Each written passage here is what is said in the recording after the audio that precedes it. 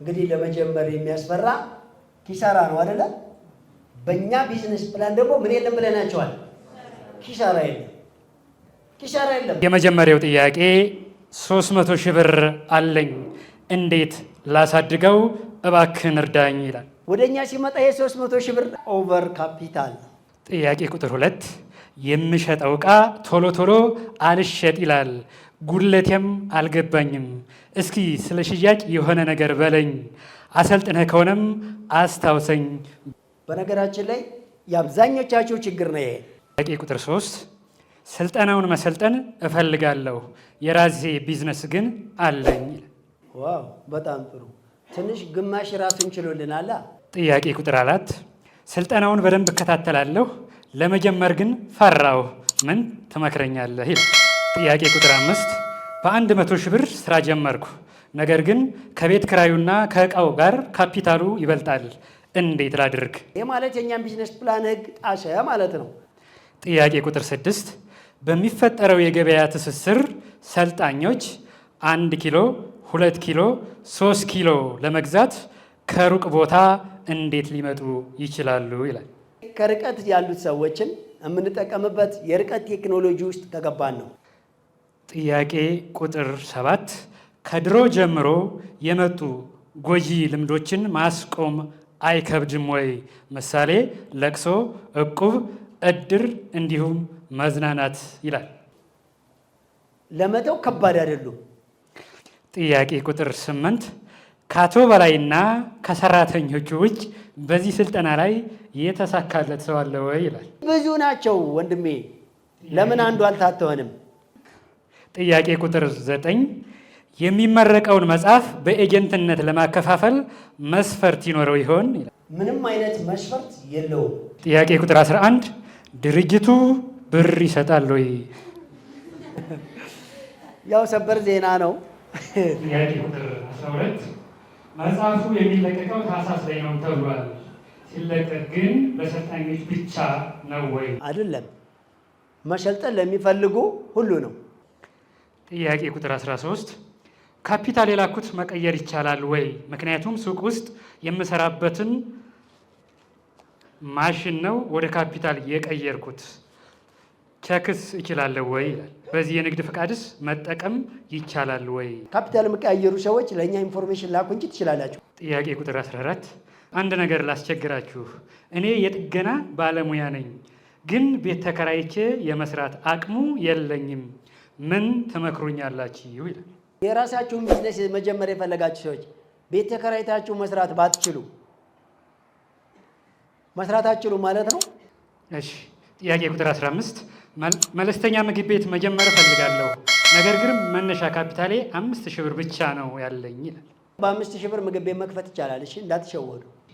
ጥያቄ ቁጥር 16 ስልጠናው በጣም ምርጥ ነው፣ ነገር ግን አንድ ነገር አለ ያልገባኝ።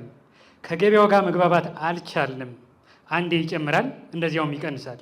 በዚህ ጊዜ ትርፉንም ይዞብን ይሄዳል። እንዴት ማጣጣም ይቻላል ይላል። ነጋዴ በግሽበት አይከስርም። እውነቱን ልንገራችሁ።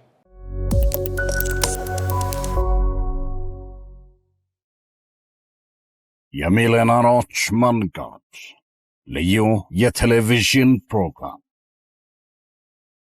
እጆት ላይ ምን ያህል ገንዘብ አለ?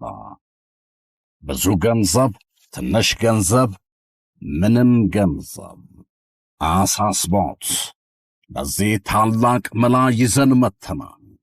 ሚሊዮኖችን በአጭር ጊዜ ሚሊዮነር የሚሆኑበት የቢዝነስና የሥራ ጥበብ ሥልጠና ልዩ የቴሌቪዥን ፕሮግራም የሚሊዮነሮች መንገድ በበላይ አትክልትና አስቤዛ መሥራችና ባለቤትነት በበላይ መልቲ ሚዲያ ይዘጋጃል። ዘወትር ቅዳሜ ከምሽቱ 2 ሰዓት ጀምሮ በሀገሬ ቴሌቪዥን ይቀርባል። የሚሊዮነሮች መንገድ። እንዴት ሚሊዮነር እሆናለሁ ብለው አይጨነቁም። እኛ ዘንድ በተግባር ተፈትነው ውጤታማነታቸው የተረጋገጠ የቢዝነስ ጥበቦችን ይኮመኮማል። ይሰለጥናሉ፣ ይማራሉ፣ ቢዝነስዎን ይጀምራሉ፣ ስኬታማ ይሆናሉ። የሚሊዮነሮች መንገድ። ሰርቶ መለወጥ ይቻላል፣ ተችሏልም። የሚሊዮነሮች መንገድ።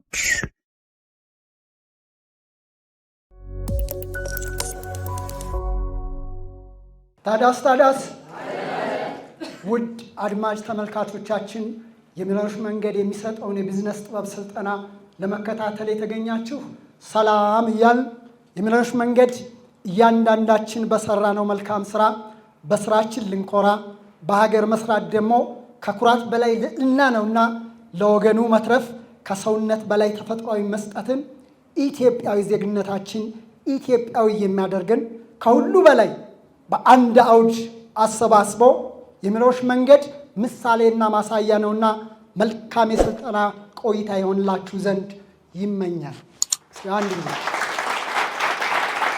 ያንሳል ለራሳችሁ ለራስ መኖርን መርምሮ ኖሮ ለሌሎች መኖርን በመርዳትና በማገዝ አብሮ መስራትን ያረጋገጠ ችግር ፈች በመሆን ለብዙሃን የመፍትሄ አካል የሆነ የተሰጠውን በማክበር ስብዕናን ከልማት ጋር በማጣመር ለትውልድ ምሳሌ የሆነ ደስታን፣ ዓላማን፣ ብስለትን፣ ግልጽነትን፣ ኃላፊነትን፣ ሚዛናዊነትን መሸከም የሚችል አቅም የገነባ በስራ ትጋቱና ጥንካሬው ባለጸግነትን መቀዳጀት የቻለ ጀምር፣ አሁንም ጀምር፣ ስራ፣ ለውጤት ትበቃለህ የምንጊዜም ተግባራዊ ቃሉ የሆነ የዘመኑ ክስተት ስራን ከተግባር ጋር በማዛመድ የስራ ጥበብን የሚያስተጋባ ወርቃማ ጊዜውን በስራ የተጠቀመ ምን ትወዳለህ ቢሉት ስራዬን በማለት የሚታወቅ መታመንና መስጠትን አበክሮ ተፈጥሯዊ ግዴታ በመሆኑ ለጥረቱ የመጀመሪያው መስፈርት ያደረገ ፍጹም አርአያ የሆነ መርከቧ ወደ ሚሊዮነርነት ጉዞዋን ጀምራለች። እናንተስ? አዎ፣ የመርከቧ ዘዋሪ ሚሊዮኖችን በሚሊዮን ለማምጣት ትልቅ የሀገር ባለውለታና የሀገር አርአያ የሆነ በላይ ሞርዴ አንዴ ወደ መድረስ ይጋብዙልኝ።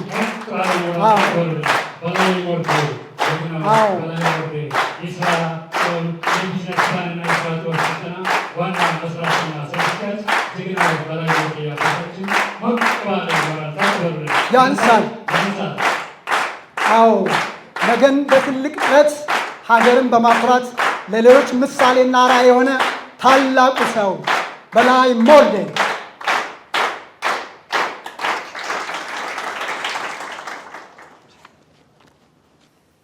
ታዲያስ እንዴት አደራችሁ? በማንኛውም ቀንና ሰዓት ምን እንበል? እንዴት አደራችሁ? ገና ንጋት ሳናሳካ ውለናል የሚባል ነገር የለም። አድረናል፣ ተነስተናል፣ እንሮጥ ነው። ኤነርጂ ሞርኒንግ ጠዋት ገና ጅማሮ ስለሆነ ስለዚህ ለራሳቸው አንድ ጊዜ በማንኛውም ቀንና ሰዓት በማንኛውም ሃይማኖት ማንኛውንም ፕሮግራም ስንጀምር በጸሎት የተሻለ ስኬት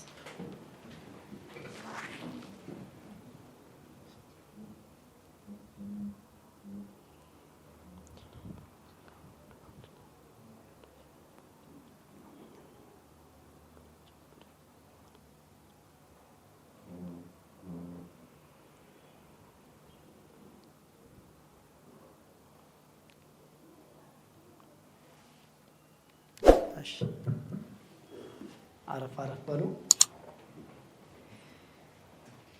ይህ ዘወትር በዚህ ሰዓት የሚከናወነው የሚሊዮነሮች መንገድ የተሰኘው የቢዝነስና የስራ ጥበብ ፕሮግራም የሀገራችንን ችግር በሀገራችን ባለሙያዎች የምንፈታበት የማንም ጥገኛ ሳንሆን ሰው በሰውነቱ ብቻ ከምንም ተነስቶ ራሱን የተሻለ ደረጃ ላይ አድርሶ ለሌሎች የሚተርፍበት ምንም አይነት ገንዘብ ባይኖረው ወደ ስራ የሚገባበት ምንም አይነት ስራ ይሁን ወደ ባለ ሀብትነት የሚቀየርበት የትኛውም አካባቢ ላይ ይሁን ለሱ ኮምፈርት ዞን የማድረግ አቅም እንዳለው ራሱን የሚያገኝበት ወይም ምቹ ቦታ ለሱ መኖሪያ ምቹ ቦታ ለማድረግ የሚፈልገውን አካባቢ ሰው፣ ገንዘብ፣ ንብረት፣ ስራ ትዳር ማንኛውንም አይነት እሱ በሚፈልገው የመዘወርና የማስተካከል አቅም እንዳለው የሚያገኝበት ነገር ግን ምንም አይነት ክፍያ የማይከፈልበት ይህ ብቸኛው የነፃ መድረካችን ነው። ስለዚህ አንድም አይነት መስፈርት የሌለው ነገር ግን በተግባር የተሞከረ ራሱ የተግባሩ ባለቤት ኑ እያያችሁኝ አብረን እንጓዝ። እኔ ሄጄ ጫፍ ከደረስኩ በኋላ እናንተን ትቼ በዛ መዘነጡ ስላልተመቸኝ ኑ አብረን እንጓዝ ብዬ በማቀው መንገድ ልመራችሁ ወደኋላ ተመልሼ ነው የመጣሁት እያላችሁ ነው። ገብቷችኋል አይደል? ይሄንን ነው እንግዲህ ቁጭ ብላችሁ ያሳለፋችሁት ማለት ነው። ይሄ ፕሮግራም ቁጭ ብሎ ወይም ሰምቶ የሚያመልጠው ሰው ጠጅ ቤት ቁጭ ብሎ ታክሲ እንደሚያመልጠው ሰው አይደለም። ምናልባት ሰፈር ቁጭ ብሎ ርስት እንደሚያመልጠው እርሻ መስኖ ይዞታ እንደሚያመልጠው አርሶ አደር አይደለም። እጅ ባለማውጣቱ ሐሳቡን ደረጃውን ባለመግለጹ ድምፅ እንዳጣ ወይም ስልጣን እንደሚያጣ ተመራጭ አይደለም። የምሬን ማወራችሁ ማለት ነው። ይሄም ፕሮግራም ሰምቶ በትክክል የማይከታተልና የምር ራሱን አምሮ ምሁር ኪሱን ባለሀብት ማድረግ ያቃተው ሰው ኤቭሪቲንግ እርግጠኛው እንዳጠቃላይ ትልቅ የሰብአዊነት ኪሳራ ያደረበት ሰው ነው እያልኳችሁ ነው። ከፍለህ ተማር አልተባለም። ከተማርክ በኋላ እግዚአብሔር ያልቃል አልተባለም። የበላና የተማረ ወድቆ የማይወድቅ አልተባለም። ሞቲቬሽናል ስፒከር አይደለንም። ዓለም እንዳለው አላልንም። ሮበርት ኪሳኪ እንዳለው አላልንም። አልበርት አንስታይን እንዳለው ህንዶች እንዳሉት አላልንም። ማህተማ ጋንዲ እንዳለው አላልንም። ኔልሰን ማንዴላ እንዳየው ጽናት አላወራንም። እኛ ያደረግነው ነው ያወራናቸው ያለ ነው። ኖ በነፃ እናድርገው ነው ያልናቸው። እኔ አንዳንድ ጊዜ በጣም ነው የሚገርመኝ፣ የምር በጣም ነው የሚገርመኝ ማለት ነው። ሰዎች ረጅም ጊዜ ውሸት ስለተደጋገመብን የሚመጣ ሁሉ ውሸት ነው ወይ? አሽዋችሁታ ነው። ረጅም ጊዜ ውሸት ስለተደጋገመ የሚመጣ ሁሉ ውሸታም ነው ወይ? ደሞስ ገንዘብ አምጦ ለሚል ውሸታም ደፍራችሁ ኪሳችሁና አካውንታችሁ ዘላችሁ የገባችሁ ሰዎች በነፃ ሀብታም ላርጋችሁ ሲላችሁ ማንን ነው የምትጠብቁት? ሃሎ ጤና ይስጥልን። ስልክህን ቲክቶክ ላይ ባዮ ላያቸው ነውና ኦኬ፣ ባዮ ላይ ከገባ እዛው ዩቲዩብ ቻናላችን ላይ ያለ ግባና ይኸው ሙሉ መረጃውን ታገኘዋለህ። አይ እሱ ገብቼ ለማየት ሞክሬ ነበረ ግን ረጅም ነው። እኔ አሁን የምፈልገው ስንት ሰዓት ነው ዩቲዩብ ቻናሉ? 2 ሰዓት። እሱ ረጅም ነው። እኔ የምፈልገው አሁን እንደዚሁ እንድትነግሬ ነው። ወንድሜ በሚሊዮን የሚቆጠር ሰው ነው ፕሮግራሙን የሚከታተለው። በስልክ እንዴት አድርጌ ልንገርህ? 2 ዓመት ሙሉ የሚያስፈልገውን ስልጠና በ2 ደቂቃ እንዴት አድርጌ አወራለሁ? 2 ዓመት ያስፈልገዋል ስልጠና? አይ በቃ እኔ ከዛ ወዲህ እንትን ለማለት ነው 2 ዓመት። አንደኛ የሚከፈል ገንዘብ የለኝም፣ ሲቀጥል ደግሞ 2 ዓመት ለመማር። እኛ ከተማ ላይ ቅርንጫፍ አላችሁ? አሁን ይሄን ለማውራት ጊዜ ይኖረኛል? አስባችሁታል? ምን አይነት ነገር ነው እንዴ? አሁን በሰሞኑ ላይ እንግዲህ እስከ መስከረም 20 ብለናል። ለ6 ቀን ጨምረን ነው መስከረም 26 ድረስ ሁለተኛ ዙር ላይ ያልተመዘገባችሁና ስራ ያልጀመራችሁ ሰዎች ጨርሱና ጀምሩ ብለናል። እሱ አለቀ። ከዚህ በኋላ እንግዲህ 3ኛ ዙር አልጀመርንም ገና። አሁን ስለ ምዝገባ ስለ ስራ መጀመር እንዳትጠይቁን። 8 ወር ሙሉ አውርተናቸዋል አይደለ? የመጀመሪያ ዙር ላይ የጀመራችሁ ሰዎች ቢዝነሱን ካላሳካችሁት ወደ ኋላ እየቀረ ከነበረ እንዴት መፍጠን እንዳለባችሁ ወይም ደግሞ እንዴት ወደ ኋላ ተመልሳችሁ መጀመር እንዳለባችሁ አውርታችሁን አስተካክለናል። ከዚህ በኋላ ያረፈደ ሰው ግን ይጠብቀን። ምናልባት ከዚህ በኋላ የሚጀምር ሰው በየወሩ ፐርሰንቱን ማሳካት ስላለበት እኛ ጋር የጀመረ ሰው እንዲሁ ዝም ብዬ ፕሮግራሙን እየሰማሁ የራሴን እንቅስቃሴ ላድርገው በላያ እናንተ ጋር ባልመዘገብም ለእናንተ ኢንፎርሜሽን ባልክም ቢዝነስ ፕላኑን በትክክል ባልጠቀምበትም ያንተ መረጃ ብቻ እንደዚሁ ግማሽንም አንዳንድ ጊዜ ሙሉንም እያዳመጡ ኢኮኖሚ ላይና ሰብአዊነት ላይ በጣም የተለየ ለውጥ ስላመጣው ችግር የለም የምትሉ ሰዎች ካላችሁ ትችላላችሁ፣ መብታችሁ ነው። እኛ አንከለክላችሁም። ነገር ግን ከጀመርክ አይቀር ሂድ፣ ቀጥል፣ ሩጥ። ከጀመርክ አይቀር ማለት ነው። ወይ መቀመጥ ነው ወይ ቆም ብሎ መሮጥ ነው። ምንድነው እንደዚህ መንበርከክ ማለት ነው? ያማል ያደክማል። ስለ ከሁለት አጉል አትሆኑ። ሌላ ከዚህ በኋላ ግን መጀመር እንፈልጋለን የምትሉ ሰዎች አዳምጡኝ፣ ትችላላችሁ። ነገር ግን እስከ ህዳር 20% ማሟላት ትችላላችሁ ወይ? ፐርሰንቱን የማያሟላ እኛ ራዳር ውስጥ ያለ ሰልጣኝ አያስፈልገንም። የሆነ ሰዓት ላይ የተምታታበት ግራ የገባው የተሸበሸበበት የሆነ ሰዓት ላይ በላይን አንድ ቃል ብጠይቀው መልስ ይኖረዋል ብሎ ያሰበ ሰው ደውሎ ለመጠየቅ መጀመሪያ የተባለውን ፕሮግራም በትክክል ይሂድ። ሰው ለማንኛው እንግዲህ ወደ ስራ የገባችሁ ሰዎች ምን ጀመራችሁ? እንዴት ጀመራችሁ? ሌላ እንዴት እንጀምር፣ እንዴት እናድርግ፣ የቼኩ ሚና የባንኩ ሚና ስንጀምር ጀምረን መመዝገባችን፣ ከዚያ ስንቀጥል ደንበኛ ሲያጥረን፣ ስራው ሲያስቸግረን፣ ገጠር ለሆን ነው፣ ላልተማር ነው፣ ኔትወርክ ለሌለ፣ መብራት ለሌለበት፣ እድሜያችን ገዳ ለሆነ፣ ንግድ ፍቃድ ለሌለን የመሳሰሉ ጥያቄዎች እንዳሉ እርግጠኛ ነኝ። አንድ ጊዜ ይህን ጥያቄ የያዘ ሰው ወደ መድረክ ይመጣል። እሱ የሚጠይቀውን ጥያቄ የአብዛኞቻችሁ ጥያቄ ሊሆን ስለሚችል አብዛኞቻችሁ ከተለያየ ሀገሪቱ ክፍል ከውጭ ሀገር ጨምሮ የተላከ ነው። ለሁሉም ኢንተርናሽናል የሆነ ምላሽ ነው። ያንን መልስላችኋለሁ። ከዛ በኋላ ወደ እናንተ ጥያቄ እንገባለን። ከዚህ ከሚጠየቀው ጥያቄ ውጭ ግን እናንተ ያልተጠየቀ ጥያቄ ካላችሁ አሁንም መጠየቅ ይቻላል። እንደገና ሶሻል ሚዲያችንም ላይ ገብታችሁ በማህበራዊ ሚዲያ ድረገጻችን ላይ ዩቲዩብ ላይ፣ ቴሌግራም፣ ቲክቶክ ላይ በተለይ በጣም ነው የምናየው። ሊንክድኢን፣ ፌስቡክም አለን አልፎ አልፎ። በዋናነት ግን ዩቲዩብ ቻናላችን ላይ ሙሉ ማብራሪያ አይታችሁ የምትፈልጉትን ጥያቄ ላኩ። እዛው ገጽ ላይ ባንመልስ እንኳ በዚህ ሚዲያ እንመልስላቸዋለን። በእርግጥ እዛው ገጽም ላይ እንመልሰዋለን። ስለዚህ አንድ ጊዜ ወደ መድረክ ትልኩልኛላችሁ መምህር ደምሻቸውን ወደ መድረክ አንድ ጊዜ በደንብ በጭብጨባ ላኩልኝ። ቻፕ ቺፕ ቺፕ ቺፕ። እንዴት አደራችሁ?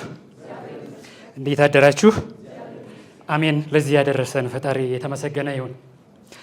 ከዚህ በመቀጠል እንደተባለው በተለያዩ የሶሻል ሚዲያ አማራጮቻችን በቴሌግራም፣ በሊንክድን፣ በፌስቡክ እና እንዲሁም ቀጥታ በስልክ ተጨማሪ በኤስኤምኤስ የተላኩ ጥያቄዎችን አንድ ላይ በማሰባሰብ ያው ጥያቄዎችን ወኪል ሆኜ እኔ ለማቅረብ እሞክራለሁ። በትህትና እንድታዳምጡኝ እጠይቃለሁ። የመጀመሪያው ጥያቄ 300 ሺህ ብር አለኝ፣ እንዴት ላሳድገው እባክህን እርዳኝ ይላል። ስለዚህ ያው ሰልጣኝ እንዳልሆነ ይታወቃል አይደለ? ግን ሰምቷል። በነገራችን ላይ ጠያቂ ጎበዝ ነው ምንጊዜም። እንደውም የማይጠየቅ ጥያቄ የሚጠይቅ ሰው ቢኖርም ግን ጠያቂ ጎበዝ ነው። 300 ሺህ ብር አለኝ፣ እንዴት ላሳድገው እባክህን እርዳኝ። እኛ ጋር እንግዲህ ወደ እኛ ሲመጣ የ300 ሺህ ብር ሌላ ቦታ ላይ ትንሽ ነው አይደለ? ወደ እኛ ሲመጣ ኦቨር ካፒታል፣ ቶክሲክ ሌቭል ካፒታል፣ ሰውየው ከሚችለው አቅም በላይ ብር አለው ማለት ነው። ስለዚህ እኛ በስንት ነው የምናስጀምረው? በ100 ሺህ ብር። አባቴ 200 ሺህ ብሩን ለቅርብ ዘመድ ስጠው ወይም አካውንት ላይ አስቀምጥና 100 ሺህ ብር ብቻ በእኛ ቢዝነስ ፕላን አስመዝግበው እያንዳንዱ የሚሰጠውን ስልጠና ቢዝነስ ፕላኑን ይዘህ ኢንፎርሜሽን ወደ እኛ ላክ። ኢንፎርሜሽን ማለት ምንድን ነው? ስም፣ ዕድሜ፣ ጾታ፣ የስራው አይነት፣ መነሻ ካፒታልና አድራሻ፣ አካውንት የከፈተበትን እነኚህን ሁሉ ወደኛ ባለበት ቦታው ነው በሚሴጅ መላክ ነው፣ ክፍያ የሚባል ነገር በሌለበት። ስለዚህ አሁን እንዴት እግር በእግር በቀላሉ እንደምንለውጠው የዛን ጊዜ እንነግረዋለን። መደበኛ ስልጠና ውስጥ ይግባ ማለት ነው። ጥያቄ ቁጥር 2 የምሸጠው ዕቃ ቶሎ ቶሎ አልሸጥ ይላል፣ ጉድለቴም አልገባኝም። እስኪ ስለ ሽያጭ የሆነ ነገር በለኝ፣ አሰልጥነህ ከሆነም አስታውሰኝ በላይ የኔ አንደኛ ይላል። በጣም ጥሩ። በነገራችን ላይ የአብዛኞቻችሁ ችግር ነው ይሄ። አገልግሎት ማምረት ወይም መነገድ ጀምራችሁ የደንበኛ ማጣት። በእኛ ፕሮግራም ግን በቀን ይችን ነገር አንድ ጊዜ እንበላት እንዳትረሱ። በቀን በሉ አንድ ደንበኛና አንድ ዕቃ መጨመር የዚህ ድርጅት ባህላዊ ስራ ነው። በቀን ምን አንድ ደንበኛና አንድ ዕቃ በቀን መጨመር። ስራችሁ ታችና ትንንሽ የሆኑ ሰዎች ስራችን ከፍ ያለ ካላችሁ ደግሞ ቢያንስ ስራችሁ ገዘፍ ያለ ከሆነ በሳምንት አንድ ደንበኛና አንድ ዕቃ መጨመር ግዴታ ነው። ስራችሁ ከዛ ገዘፍ ያለ ከሆነ በ15 ቀን አንድ ደንበኛና አንድ ዕቃ መጨመር ግዴታ ነው። የመጨረሻው ርዕስ ላወራችሁ ነው። ትንሽ የገዘፈ ከሆነ በወር አንድ ደንበኛና አንድ ዕቃ መጨመር ግዴታ ነው። ከዛ የገዘፈ ከሆነ በ3 ወር አንድ ደንበኛና አንድ ዕቃ መጨመር ግዴታ ነው። ከዚያ በጣም የገዘፈ የመጨረሻው ከሆነ በ6 ወር አንድ ዕቃ እና አንድ ደንበኛ መጨመር ግዴታ ነው። ምን አይነት ስራ ካላችሁ ጥቃቅን አገልግሎትና ንግዶችና ወይም ማምረት በቀን አንድ ደንበኛና አንድ ዕቃ ይሄ መሰረታዊ ነው። ምሳሌ የተወሰኑ ነገሮች አገልግሎት ትንንሽ ሆነው እንደው በሳሎን፣ ፀጉር ቤት፣ ማማከር፣ ኮፒ፣ ጽህፈት የመሳሰሉ ነገሮች ከሆኑ በቀን አንድ ደንበኛና አንድ ሌላ አገልግሎት መሳሪያ መጨመር ግድ ስለሆነ እንደ ሸቀጣሸቀጥ የመሳሰሉ ትናንሽ ንግዶችም ከሆኑ እንደዛ ትናንሽ አንዳንድ የማኑፋክቸሪንግ ውጤቶች ወይም የእርሻ ሆነው ትናንሽ ውጤቶች ከሆኑ ደግሞ እሱም በቀን አንድ ደንበኛ መጨመር ሆኖ እንዳለ ግን በሳምንት ወይም በወር ደግሞ አንድ ቀን መጨመር። ከፍ ያሉ ነገሮች ምሳሌ እንደ ትራንስፖርት ወይም እንደ ፀጉር ቤት አገልግሎት ስል የማሽን የወንበር ጭማሪ፣ እንደ ትራንስፖርት ሆኖ የመኪና የባጃጅ የመሳሰሉ ጭማሪ ወይም ማምረት ሆኖ ወይም እንስሳ ማርለብ ሆኖ ምሳሌ በፍየል ማርለብ ወይም ደግሞ በሬ በ3 ወር ነው ደልቦ የሚወጣው። እንደዛ የመሳሰሉ ነገሮች ከሆኑ ደግሞ ቢያንስ በ3 ወር አንድ ዕቃ መልሶ መጨመር ግዴታው ነው። ከዛ ከረዘመ ምናልባት እንደ ትራንስፖርት ተሽከርካሪ እንዳልኳችሁ የገዘፈ ነገር ቢሆን በ6 ወር አንድ መጨመር ግዴታው ነው በእኛ ቢዝነስ ፕላን ውስጥ። ስለዚህ መጀመሪያ ይችን የሚጠይቅ ሰውዬ እጅግ በጣም ጎበዝ ነው። ፕሮግራሙን በደንብ ይከታተል። እንዴት ደንበኛ እምቢ አለኝ አላድጋለኝ የጉልት የምንም ባህል ልምዱ የለኝም የሚሉ ሰዎች በየቀን ደንበኞቻችሁን ለመያዝ ብዙ ጊዜ ያወራችሁ ኮንታክታችሁ ላይ ትኩረት አድርጉ። ለሰርግና ለምረቃ የሚሰበስቧቸው ሰዎች አይደላችሁም ወይ? እነሱን ደንበኛ ያድርጋቸዋል ወይ? እነሱ እኮ እናንተ በቀላል የተጽዕኖ ሰዎች ናቸው። እንግዲያው አገላለጻቸው ላይ፣ ባህሪያቸው ላይ፣ አነጋገራቸው ላይ፣ አቀራረባቸው ላይ እንግዲያው ችግር አለ። ገብቷችኋል? እሱን አስተካክሉት። እሺ። ቁጥር 3 ስልጠናውን መሰልጠን እፈልጋለሁ የራሴ ቢዝነስ ግን አለኝ። ስልጠናውን መሰልጠን እፈልጋለሁ የራሴ ቢዝነስ ግን አለኝ። ዋው በጣም ጥሩ። ትንሽ ግማሽ ራሱን ችሎልናል። ብዙ ያስቸግረንም። ይሄማ በቃ ማን ከለከለው? ነፃ እንደሆነ አልገባውም ማለት ነው። እባካችሁን በዚሁ አጋጣሚ ካልደረሰው ስልጠናው ነፃ ነው። በነፃ ኮምኩም በሉልኝ። ስትችል ዘወትር እሑድ ኤምኤስ ህንፃ ላይ ወሰን አዲስ አበባ ከቀኑ 7 ሰዓት እስከ 9 ሰዓት የሚሰጠውን ስልጠና በነፃ ካልሆነ ደግሞ ሩቅ ከሆነ በሀገሬ ቴሌቪዥን ዘወትር ቅዳሜ ከምሽቱ 2 ሰዓት እስከ 4 ሰዓት በነፃ። ይህም ማድረግ ካልቻልክ በላይ ሚዲያ በዩቲዩብ ቻናላቸው ላይ ገብተህ ዘወትር እሑድ ከቀኑ 5 ሰዓት የሚለቀቀውን በማንኛውም ቀንና ሰዓት ገብተህ አንተ ግን አንድ ጊዜ ሰብስክራይብ ብታደርገው ኖቲፊኬሽን በየሳምንት ይደርሳል በነፃ። ወይም በላይ ሚዲያ ብለህ ቴሌግራም እና ቲክቶክ ላይ በየ6 ሰዓት በየቀን መረጃ በየቀን 6 ሰዓት ላይ መረጃ ይለቀቃል። ይሄንን ገብቶ ደግሞ አጫጭር መረጃዎችን ማየት አለቀ እኮ። ጥያቄ ቁጥር 4 ስልጠናውን በደንብ እከታተላለሁ ለመጀመር ግን ፈራሁ ምን ትመክረኛለህ ይላል። እንግዲህ ለመጀመር የሚያስፈራ ኪሳራ ነው አይደለ? በእኛ ቢዝነስ ፕላን ደግሞ ምን የለም ብለናቸዋል? ኪሳራ የለም። ኪሳራ የለም። እኛ የኪሳራ አንቲ ቫይረስን አብረን ስለሆነ የምንከትበው ከስልጠናው ጋር የለም ኪሳራ እንዳከስር የሚያደርግ ምሳሌ እኛ ድርጅት የእናንተ ድርጅት ካልከሰረ ሌላ አይከስርም እንዲህ ለሚለኝ ሰው የእኛ ያሟላነው መስፈርት ካሟላ አዎ አይከስርም። ለምሳሌ ሊከስሩ ያሰቡባቸውን ብዙ ነገሮች ነግሬያቸዋለሁ አይደለ? አንድ ጊዜ ምሳሌ ሰፈር ጥበቃ አለ ብዬ ቤት ላድር ሲሆን ከሌሊቱ 5 ሰዓት ላይ ከሄድኩ በኋላ በዛው 5 ሰዓት ተኩል ላይ ሱቁ መቀጠል ተጀመረ። ትንሽ እንደነበረች እንደ ዛሬ ሳይሆን ያቺ ሱቅ ብትዘረፍ ኪሳራ ነው አይደለም? ግን ሊዘረፍ የነበረው እኔ የት ሄጄ ነው? ቤት አድሬ። ነገር ግን ሳላድር በመሄድ ያተረፍኩት አላተረፍኩትም። እንደዚህ የመሳሰሉ በጣም ብዙ ነገሮች አሉ። ገብቷችኋል አይደለ? ስለዚህ እንዳይከስር የምታደርጉት እናንተ ራሳችሁ ስለሆናችሁ ለመጀመር የሚያስፈራው ደግሞ ኪሳራ ስለሆነ ወንድሜ በእኛ ፕሮግራም ትክክለኛ ከሄድ አትፍራ። አንድ ለኛ የምከፍለው የለም። 2% ብር ቢሆን መጀመር ይቻላል። ሲቀጥል የእኛም ቢዝነስ ፕሮግራም በትክክል ቢዝነስ ፕላኑ የሚጓዛ አይከስርም። ስለዚህ አትፍራ ነው የምለው። ቀጥል። ጥያቄ ቁጥር 5 በ100 ሺህ ብር ስራ ጀመርኩ። ነገር ግን ከቤት ክራዩና ከእቃው ጋር ካፒታሉ ይበልጣል። እንዴት ላድርግ? ይህንን ነገር ብዙ ሰዎች ጠይቁኛላችሁ። በተለይ በጣም እየሰለጠነ ያለ ሰው ሁሉ ግልጽ ያልሆነለት አለ። በ100 ሺህ ብር ካፒታል ስራ ጀመርኩ። ነገር ግን የቤት ኪራዩና የእቃው ሲደመር ከ100,000 በለጠ። ይሄ ማለት የኛን ቢዝነስ ፕላን ህግ ጣሰ ማለት ነው። ይኸውላችሁ 100,000 ብር ካፒታል ከተባላችሁ እቃ የምገዙበት ብቻ አይደለም፣ ቤት የምትከራዩበትም፣ የኮሚሽን ሰራተኛም ከሆነ ያገናኛቸው ለሱ የምከፍሉበትም፣ ቤቱን ለማየት ስትሄዱ ለትራንስፖርት ያወጣችሁትም፣ ስለዚያ ስጠይቁ የሞላችሁበት ካርድ ተጨምሮ የ100,000 ብር ካፒታል ነው። እናንተ ሙሉ ያ ካፒታል ነው። እሺ ግልጽ ነው አይደለ? ስለዚህ ለቤቱ የተከፈለ ኪራይም መደርደሪያ የተሰራባትም ሱቅ ከሆነ ምሳሌ እያንዳንዷ ቁልፍ የገዛባት ሁሉ ከሚሸጠው ዕቃ ጋር ተጨምሮ 100,000 ብር ከሆነ ይሄ ሰውዬ የ100,000 ብር ካፒታል ነው ይሄ። ስለዚህ ምን ማድረግ አለበት? አሁን ከዕቃው ላይ መቀነስ መቻል አለበት። ለምን? ከ100,000 ብር በላይ ከፍ ያለ ካፒታል እንዳይጀምር ማለት ነው። ግልጽ ነው አይደለ? ጥያቄ ቁጥር 6 በሚፈጠረው የገበያ ትስስር ሰልጣኞች 1 ኪሎ፣ 2 ኪሎ፣ 3 ኪሎ ለመግዛት ከሩቅ ቦታ እንዴት ሊመጡ ይችላሉ ይላል። በጣም ጥሩ። ምሳሌ ሰልጣኞች በተለያየ አካባቢ ነው ያላችሁት በሞላ ኢትዮጵያ ውስጥ። ስለዚህ የግብይት ትስስሩ ገና እንደተራራቅን ነው ያለ ነው። 1 ኪሎ እና 2 ኪሎ 3 ኪሎ ነው የኔ ቢዝነስ አቅም የመሸጥ የሚችለው ነው አይደለ?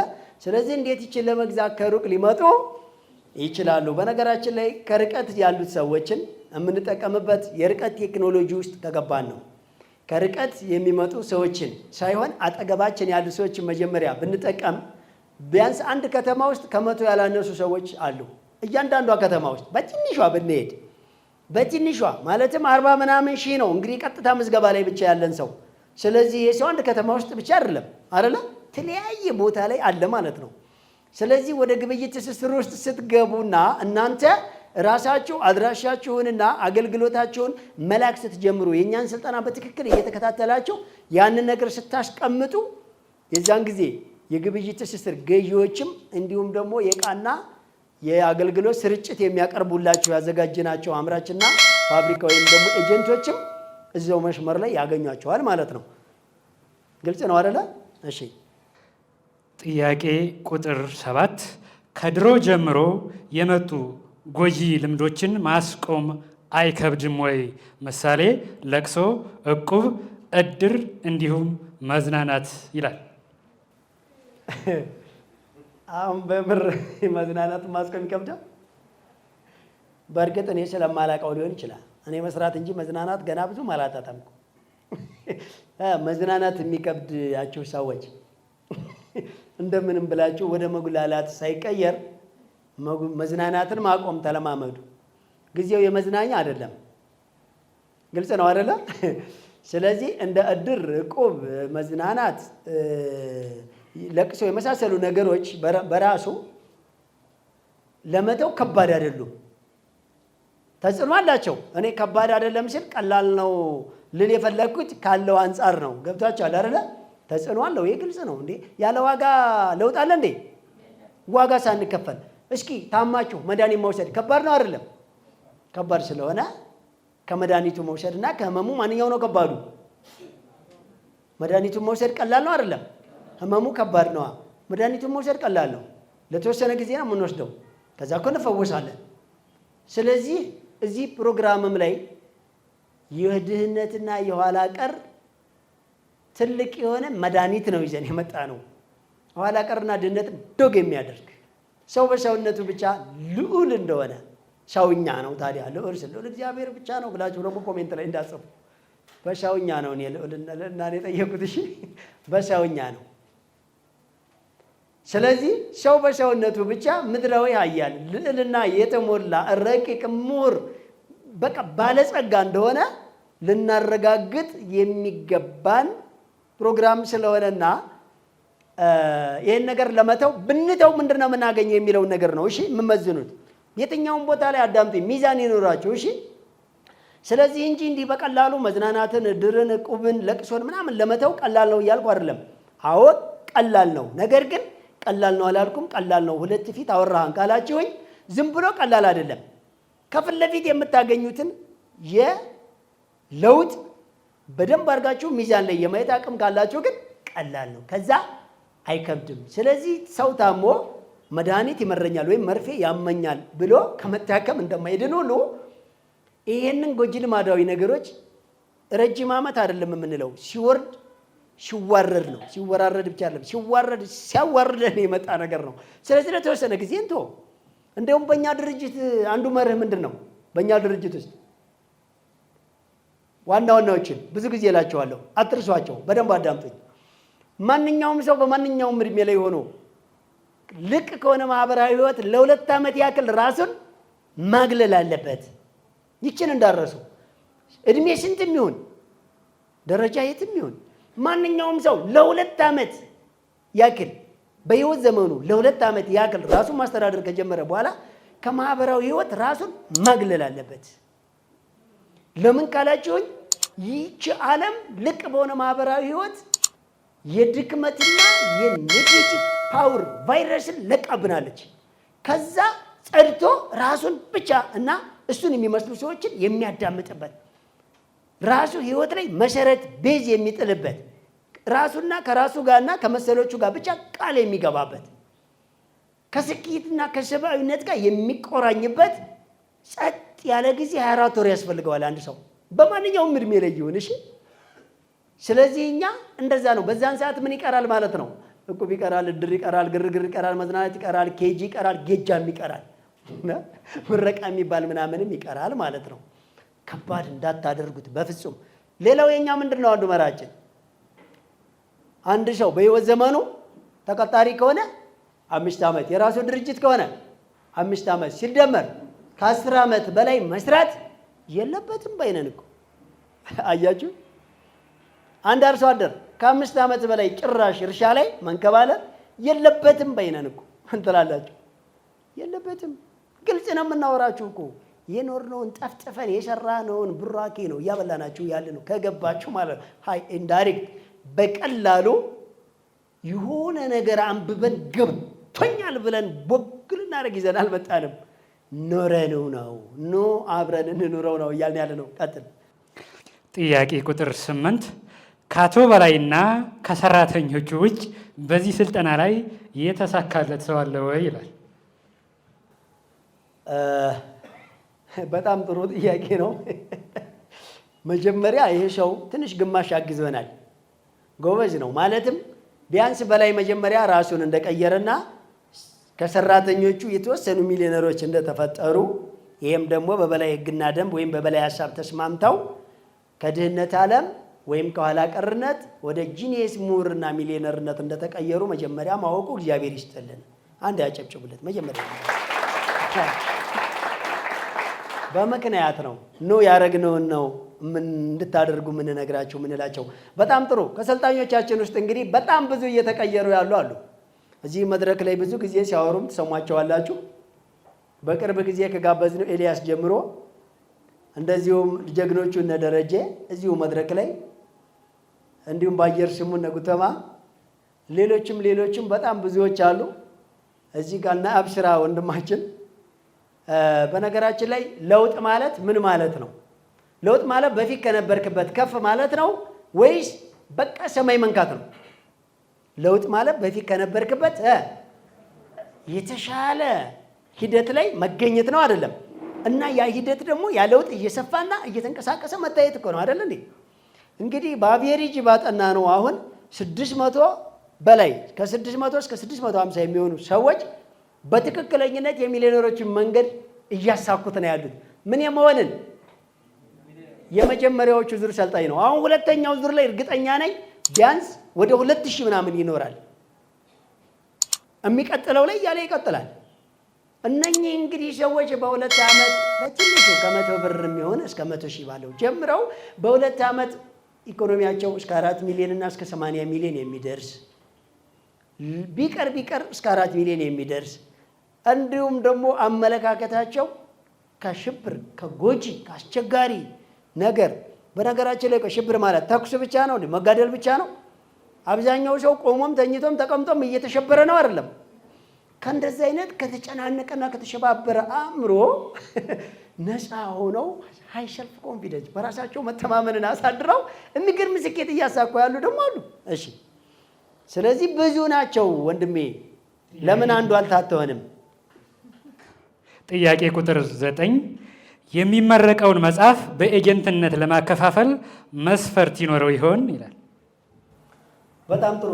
ወደፊት ታህሳስ ነገና ዋዜማ የሚመረቀው መጽሐፋችን በግዙፍ ፕሮግራም ላይ በተለያዩ ሀገር ላይ ኤጀንቶች እንድትመዘገቡ አስቀምጠናል። 10 ቤታችን ላይ መመዝገብ ሀሳብ አለኝ እያሉ መላክ ብቻ ነው የሚጠበቅባቸው። የሚያስፈልጋቸው ምንም አይነት መስፈርት የለውም። የሚያስፈልጋቸው ከእኛ ጋር መጥተው ለኤጀንትነት የተመለመሉበትን ስታንዳርድ ብቻ ይንገሩን። ምንድን ነው ገብቷቸዋል?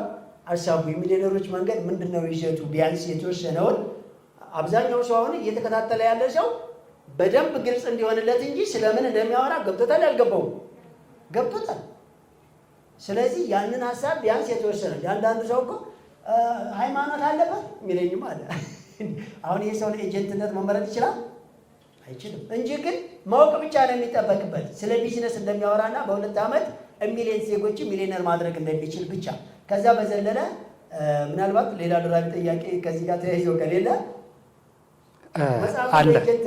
አለ በዚሁ ጋር ተደራርቦ መጽሐፉን በብዛት ገዝቶ ለማከፋፈል ለሚፈልጉ ምን የተለየ ድጎማ ታስቧል ይላል። በጣም ጥሩ። ስለዚህ መጽሐፉን በኤጀንትነት የሚሸጡ ሰዎችና ዋን ቱ ዋን የምንሸጠው አንድ አይደለም። ዲስካውንት አላቸው፣ በተዘዋዋሪ አትራፊ ናቸው። የሚሊዮነሮችን መንገድ ሀሳብ ለወገን ለማድረስ ከመቸኮላቸው መጀመሪያ ለማንበብ ከዛ ለወገን ለማድረስ ከመቸኮላቸውም በላይ አብዛኛው ሰው በትንንሽ ምክንያት ይህም ፕሮግራም ባለማግኘቱ ወይም ደግሞ ፕሮግራሙን እያየ ትኩረቱ በሌላ ነገር እየተሰረቀ በደንብ ባለመከታተሉ ምክንያት እያንዳንዱ ሰው እጅ ላይ የሚሊዮነሮችን መንገድ የ2 ዓመት ቢዝነስ ፕላን ሙሉ በሙሉ ከነ መስፈርቱ ከነቁሱ እጅ ላይ ለማስገባት ከመቸኮላቸውም ከመልካም ስራም ባሻገር ቢዝነስ ስለሆነ በፐርሰንት ትርፍ ይዘው እንዲሸጡ ነው የሚደረገው። ነገር ግን ያሻሻጡ ሁኔታውና እንዴት ነው የምንከፍለው የሚሉትን ከነሱ ጋር በግሩፕ ሚቲንግ የምናደርግ ይሆናል።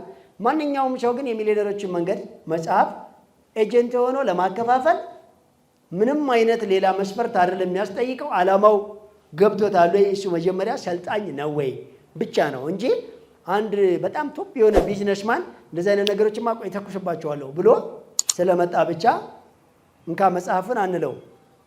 የዛሬ ስንት ዓመት አካባቢ ላይ ነው የደቡብ አፍሪካ ዓለም ዋንጫ ጊዜ አይታችሁ ከሆነ የሚባል የሆነ ነገር መጥቶ ነበርና አንድ ቻይናዊ ነው እንደ ቀልድ ከካርቶን ፈጠር አድርጎ በቢሊየን ዶላር የቸበቸበው ማለት ነው።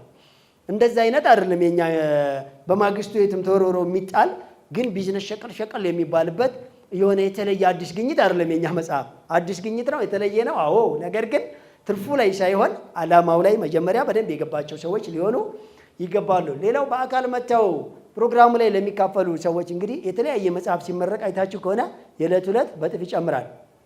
ምረቃ ላይ ሄዳችሁ የምታውቁ የዕለት ዕለት በጥፍ ይጨምራል።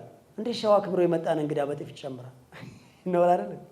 የኛ ደግሞ የዕለት ዕለት በ50% ዲስካውንት አለው።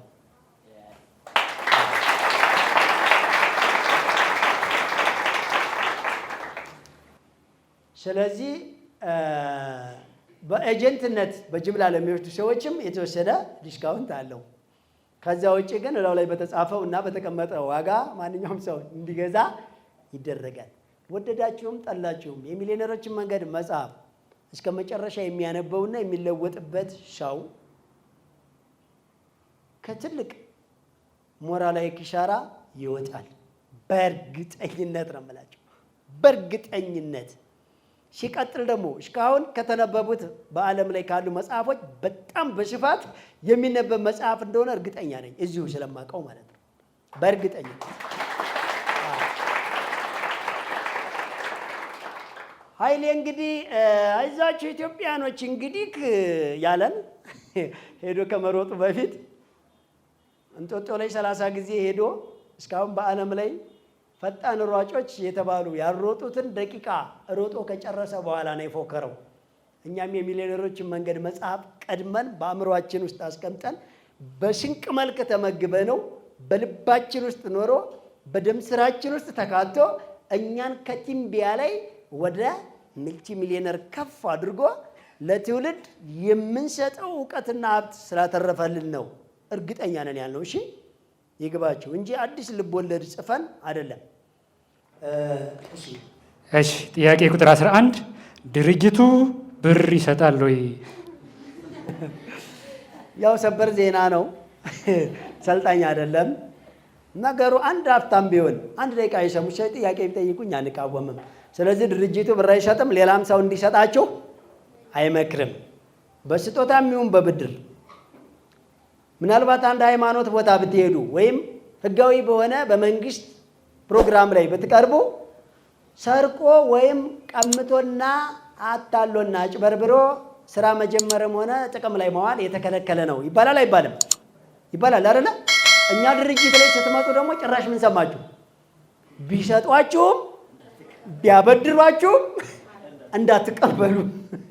እሺ እኛ ደግሞ እንደዛ ነው። ከሰጡኝ ምን ችግር አለው ብሎ ሀቅ የለም፣ ያንተ አይደለም።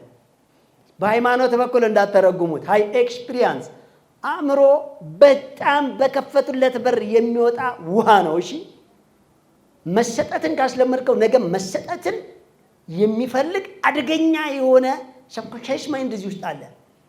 አደገኛ የሆነ ነገር ማለት ነው። ይጽፋል፣ ከባድ ነው። ስለዚህ አትቀበል። መቀበልና ታስለምደው። ነገ እሰጣለሁ፣ ችግር የለም፣ እኔ ነኝ የማውቀው፣ ብቻ ብሩ ላገኘው። አንተ አታውቅም፣ ከሱ በላይ እሺ ጽፎባል። ፓወር ኤነርጂ ሙሉ እዚህ ውስጥ ነው። ስለ መቀበል እንዳታስለምደው። አፈርግጠህ እዚህ ውስጥ ያለውን ሀብት የታርገህ ነው ብለህ ተቀበለው። ከባዶ ተነስተህ በጉልበትህ በእውቀትህ ጥረህ ከዜሮ ጀምረህ ማደግን ብቻ አሳየው። ከዛ አገር ኤነርጂ ይለቅልሃል። አገር ኃይል ነው የሚለቅልህ። እንደ አባይ ቆይ ይመረቅ ቆይ ተርባይኑ ስላልጀመረም አይልህም። እሺ ያንተ ነዋ፣ ላንተ ነው ሲመጣ ጀምሮ ላንተ ነው። አዛግ ነው እንጂ የኛ ነው የማንም ስላልሆነ ማለት ነው። ስለዚህ ብር ተቀብላችሁ እንዳሰሩ ተበድራችሁም እንዳሰሩ ገንዘብ የለኝም ብላችሁ ከመስራት እንዳትቀሩ። የስንት ብር ቢዝነስ ፕላን አለን? 100 ብር በ2 ዓመት ስንት የሚደርስ 4 ሚሊዮን እና ከዚያ በላይ እስከ 80 ሚሊዮን የሚያድግ በምን በትርፍ ጊዜ የሚሆን በሙሉ ጊዜ የሚሰራ ቢማሩም ባይማሩም የትኛውም ቦታ ለማንኛውም ሰው የትኛውም ሀገር ለማንኛውም ቋንቋ ተናጋሪ ለማንኛውም ሃይማኖት ተከታይ ለማንኛውም ጾታ ማንኛውም እድሜ ላይ ማንኛውም ትምህርት ደረጃ ላይ ያለ ሰው ብቻ አእምሮ የሚሰራ ሰው ሁሉ በዚህ በ100 ብር በ2 ዓመት ይቀየራል። የማይሆን ነገር ከምትሉ ለምን ጀምራችሁ በላይ እንዴት ላድርገው ለምን አትሉኝም? እስኪ ጀምሩ። ጀምርና እንዴት ላድርገው በለኝ። እስኪ ወር ሙሉ ቆይተህ 100 ብር ማትረፍ ካቃተ ታዘበኝ። የዛን ሰዓት ጠይቀኝ። እምቢ አለኝ በለኝ። እንዴት እምቢ እንዳለ እነግርሃለሁ። ይሄን ስላላረክ ነው ሲል ያንተ ይሄን አድርገው።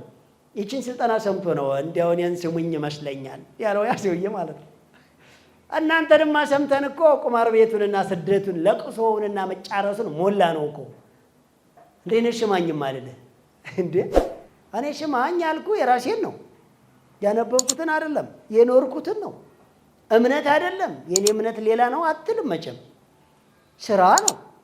እንዴት የተሻለ ስራ አለ ሲባል ሰው ምኑን የሚያስቸግረው?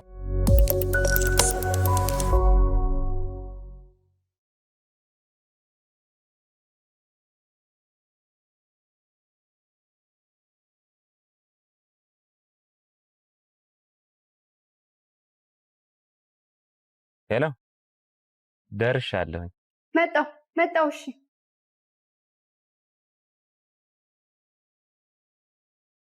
የጓዳውን ክፍተት የማጀቶን ጉድለት ለመሙላት አስበው ወዴት መሄድ እንዳለቦት መወሰን ከተቸገሩ መልሱ ቀላል ነው። ወደ በላይ አትክልትና አስቤዛ ማዕከል ጎራ ይበሉ። ሁሉ በእጄ ሁሉ በደጄ እንዲሉ ፍሬሽ አትክልቶችና ፍራፍሬ፣ ደረቅ ቅመማ ቅመምና ጥራጥሬ፣ የንጽህና መጠበቂያ፣ በአጠቃላይ ከ500 በላይ አይነት ያላቸውን የእርሻና የፋብሪካ ምርቶች በተመጣጣኝ ዋጋ ከበቂ አቅርቦት ጋር እኛ ዘንድ ያገኛሉ። ጠዋት ከ12 ሰዓት ተኩል ጀምረው እስከ ምሽቱ 2 ሰዓት ተኩል ወደ ማዕከሎቻችን ቢመጡ ቅልጥፍናና ትህትና በተላበሱ ሰራተኞቻችን በቂ የሆነ መስተንግዶን ያገኛሉ። እናት ኧረ እናት! አቤት ጠራኸኝ? ወዴት እንደምንሄድ እኮ አልነገርሽኝም። ወደ በላይ አትክልትና አስቤዛ። አድራሻችን ቁጥር 1 ካራ መድኃኔዓለም ቤተክርስቲያን 60 ሜትር ገባ ብሎ፣ ቁጥር 2 በእድሳት ላይ ሲሆን፣ ቁጥር 3 ኮተቤ ገብርኤል ቤተክርስቲያን በአዲሱ አስፋልት 80 ሜትር ገባ ብሎ፣ ቁጥር 4 ወሰን ጤና ጣቢያ ከዋናው አስፋልት 30 ሜትር ገባ ብሎ፣ ቁጥር 5 ፊጋ መብራቱ ጋር የመገናኛ ታክሲ መጫኛ ፊት ለፊት በተንጣለለው የንግድ ማዕከላችን ከመጡ የፈለጉትን አይነት በአንድ ቦታ ያገኛሉ። በነገራችን ላይ ፒያዝ ዴሊቨሪ አፕሊኬሽንን ከፕሌይ ስቶር በማውረድ የፈለጉትን አስቤዛ ማዘዝ ይችላሉ። በላይ አትክልትና አስቤዛ የጓዳው ቤዛ። ቀረን ጥያቄ ቀጥል። እሺ ጥያቄ ቁጥር 12 መጽሐፉ የሚለቀቀው ታህሳስ ላይ ነው ተብሏል። ሲለቀቅ ግን በሰልጣኞች ብቻ ነው ወይ? መጽሐፉ የሚሊዮነሮች መንገድ ሙሉ የቢዝነስ ፕላኑን የያዘው መጽሐፍ ገና 2 ዓመት ሙሉ የምንጠብቀውን ስልጠና ከቻለ በአንድ ቀን አዳር ካልቻለ በአንድ ወር ሊጨርሰው ማለት ነው አይደል? እሱ እንግዲህ ጥቅምት ላይ ነው ማነው ታህሳስ ላይ የሚመረቀው ተብለናል። ለሰልጣኞች ብቻ ነው ወይ? አይደለም። መሰልጠን ለሚፈልጉ ሁሉ ነው። ነገር ግን ደስ የሚለው ያንን መጽሐፍ ያነበበ ሰው እየሰለጠነ ነው አይደለም? በቃ እየሰለጠነ እኮ ነው። ከዛ በኋላ በቃ ሳምንት ይምጣ እንትን ይምጣ ቆይ ማለቱን ትቶ እኔ ችግረኝን አውቀዋለሁ ብሎ ቀጥታ ከማውጫው ላይ ሄዶ አንድ ገጽን ማንበብ ብቻ እኮ ነው። በቃ ለሚፈልገው ነገር ምንድነው እዛ ጋር ጎጂ ልማድ ነገር ነው መተው ያቃተው፣ ደንበኛ ነው የጠፋበት፣ የምርት ግብአቶች ነው የተቸገረው፣ የግብይት ትስስር ነው፣ የባንኮች ሂደት ነው፣ ኃላፊውና ስልክ የሚያነሱትና የሚያስፈልገው ነገር በቀላሉ ችግሩ የቱ ጋር እንደሆነ ነው፣ ተጽዕኖ መሆኛ ነው ወይስ ሀሳቡ ነው ወይስ እንዴት እንደሚጀምር ነው እንዴት እንደሚታደግ ነው ወይስ ፕሮግራሙ የምር መቼ እንደሆነ ነው። እያንዳንዷ ነገር ቁልጭ ባለች ነገር ከመጽሐፉ ላይ መልስ ስለሚያገኝ ስለ ለሚሊዮነሮች መንገድ ሰልጣኞች ብቻ ሳይሆን መሰልጠን ለሚፈልጉ አዳዲሶቹ እንኳን አይደለም እዚች ሀገር ውስጥ ላሉ ለኛ ሰልጣኞች እኮ መላው ዓለም ላይ ላሉ ይሄን መጽሐፍ ተርጉሞ ማንበብ ለሚፈልጉ ሁሉ ፈቅደን ነው የምንሰጠው። እሺ፣ ስለዚህ ገደብ የለውም ማለት ነው። ጥያቄ ቁጥር 13 ካፒታል የላኩት መቀየር ይቻላል ወይ? ምክንያቱም ሱቅ ውስጥ የምሰራበትን ማሽን ነው ወደ ካፒታል የቀየርኩት፣ ቸክስ እችላለሁ ወይ ይላል። በዚህ የንግድ ፍቃድስ መጠቀም ይቻላል ወይ? አዎ ትክክል። የተወሰነውን ብቻ ሰልጣኝ ነው። ነገር ግን በደንብ የሚገባችሁ ነገር ማንኛውንም የቢዝነስ ፕላን አቅጣጫ ማለት የካፒታል መጠናችሁን ወይም አድራሻ ወይም ዘርፉን መቀየር ትችላላችሁ ብለናል ብዙ ጊዜ። ግን በፊት የነበረውንና አሁን ያሻሻላችሁበትን ወደኛ ላኩት ነው ያልነው እንጂ ይቻላል። ግን ደስ ያለኝ ምንድነው የምሰራበትን ማሽን ነው ወደ ካፒታል የቀየርኩት ትክክለኛ። ነገር ግን ማሽኑ ወደ ከ100,000 ብር በላይ የሚገመት ከሆነ የማሽኑ ካፒታል እኛ ቢዝነስ ፕላን ውስጥ አይሰራም። ማሽኑ በምንድን ነው መያዝ ያለበት? በኪራይ የአንድ ወር ኪራዩንና የቤቱን ጨምሮ ነው ካፒታል ማስያዝ ያለበት። ማለትም ማሽኑ 1 ሚሊዮን ቢሆን እኛ 1 ሚሊዮን ጀምሮ አላልንማ። ስለዚህ ማሽኑ ራሱን ችሎ ቢከራይ ሊያወጣ የሚችለውን ብር ሰውየው በየወር ገቢ ቢያስገኝ እየሰራ ነው እንዴ? ወይስ ማሽኑ ነው እየሰራ ያለው? ማሽኑ ነው እየሰራ ያለው አይደለ እንዴ? ማሽኑ በወር 100,000 ወይም ደግሞ እንበልና ማሽኑ በወር 20,000 የሚከራይ ከሆነ ሰውየው ያንን የወር ኪራይ ነው እኛ ጋር ካፒታል ብሎ ማስያዝ ያለበት። ላይክ ማሽኑ እንደሌላ ሰው መያዝ አለበት። ማሽን አሁን አንዳንድ ሰዎች ቤት የራሳቸው የሆኑ ሰዎች የቤት ኪራይን አያስገቡም፣ ካፒታል አያስገቡም። ቤቷ ብትከራይ 3,000 ብር ወይም 20,000 ብር ካወጣች ካፒታል አያስገቡ።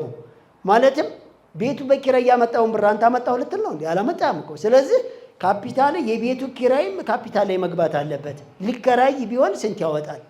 ልብስ ስፌት የተለያየ የምትሰሩ ሰዎች ካላችሁ የምሰራበት ማሽን ስንት ያወጣል ብላችሁ ቢከራይ ስንት ያወጣል? ስለዚህ የማሽኑን ኪራይ ነው እኛ ጋር የምታስመዘግቡት እንጂ የማሽኑ ዋጋ ከ100,000 ብር በታች ከሆነ እሺ፣ ከ100,000 ብር በላይ ከሆነ ግን በኪራይ ነው የምታስይዙት። አንድ ከ100,000 ብር በታች ከሆነ የማሽኑ ዋጋ ሊከራይ ቢችል ሊያወጣ የሚችለውንም ገንዘብ ትርፋችሁ ላይ እንዳታካተቱት። ትርፍ አይደለም እሱ። ገብቷችኋል አይደል? ካፒታል ላይ ቢመዘገብም እንኳ ምን እንዳታረጉት፣ እሱን ትርፍ ብላችሁ እንዳታስመዘግቡን። ግልጽ ነው አይደል? ጥያቄ ቁጥር 14 በእናታችሁ አንድ ነገር ላስቸግራችሁ። እኔ የጥገና ባለሙያ ነኝ፣ ግን ቤት ተከራይቼ የመስራት አቅሙ የለኝም። ምን ትመክሩኛላችሁ ይላል።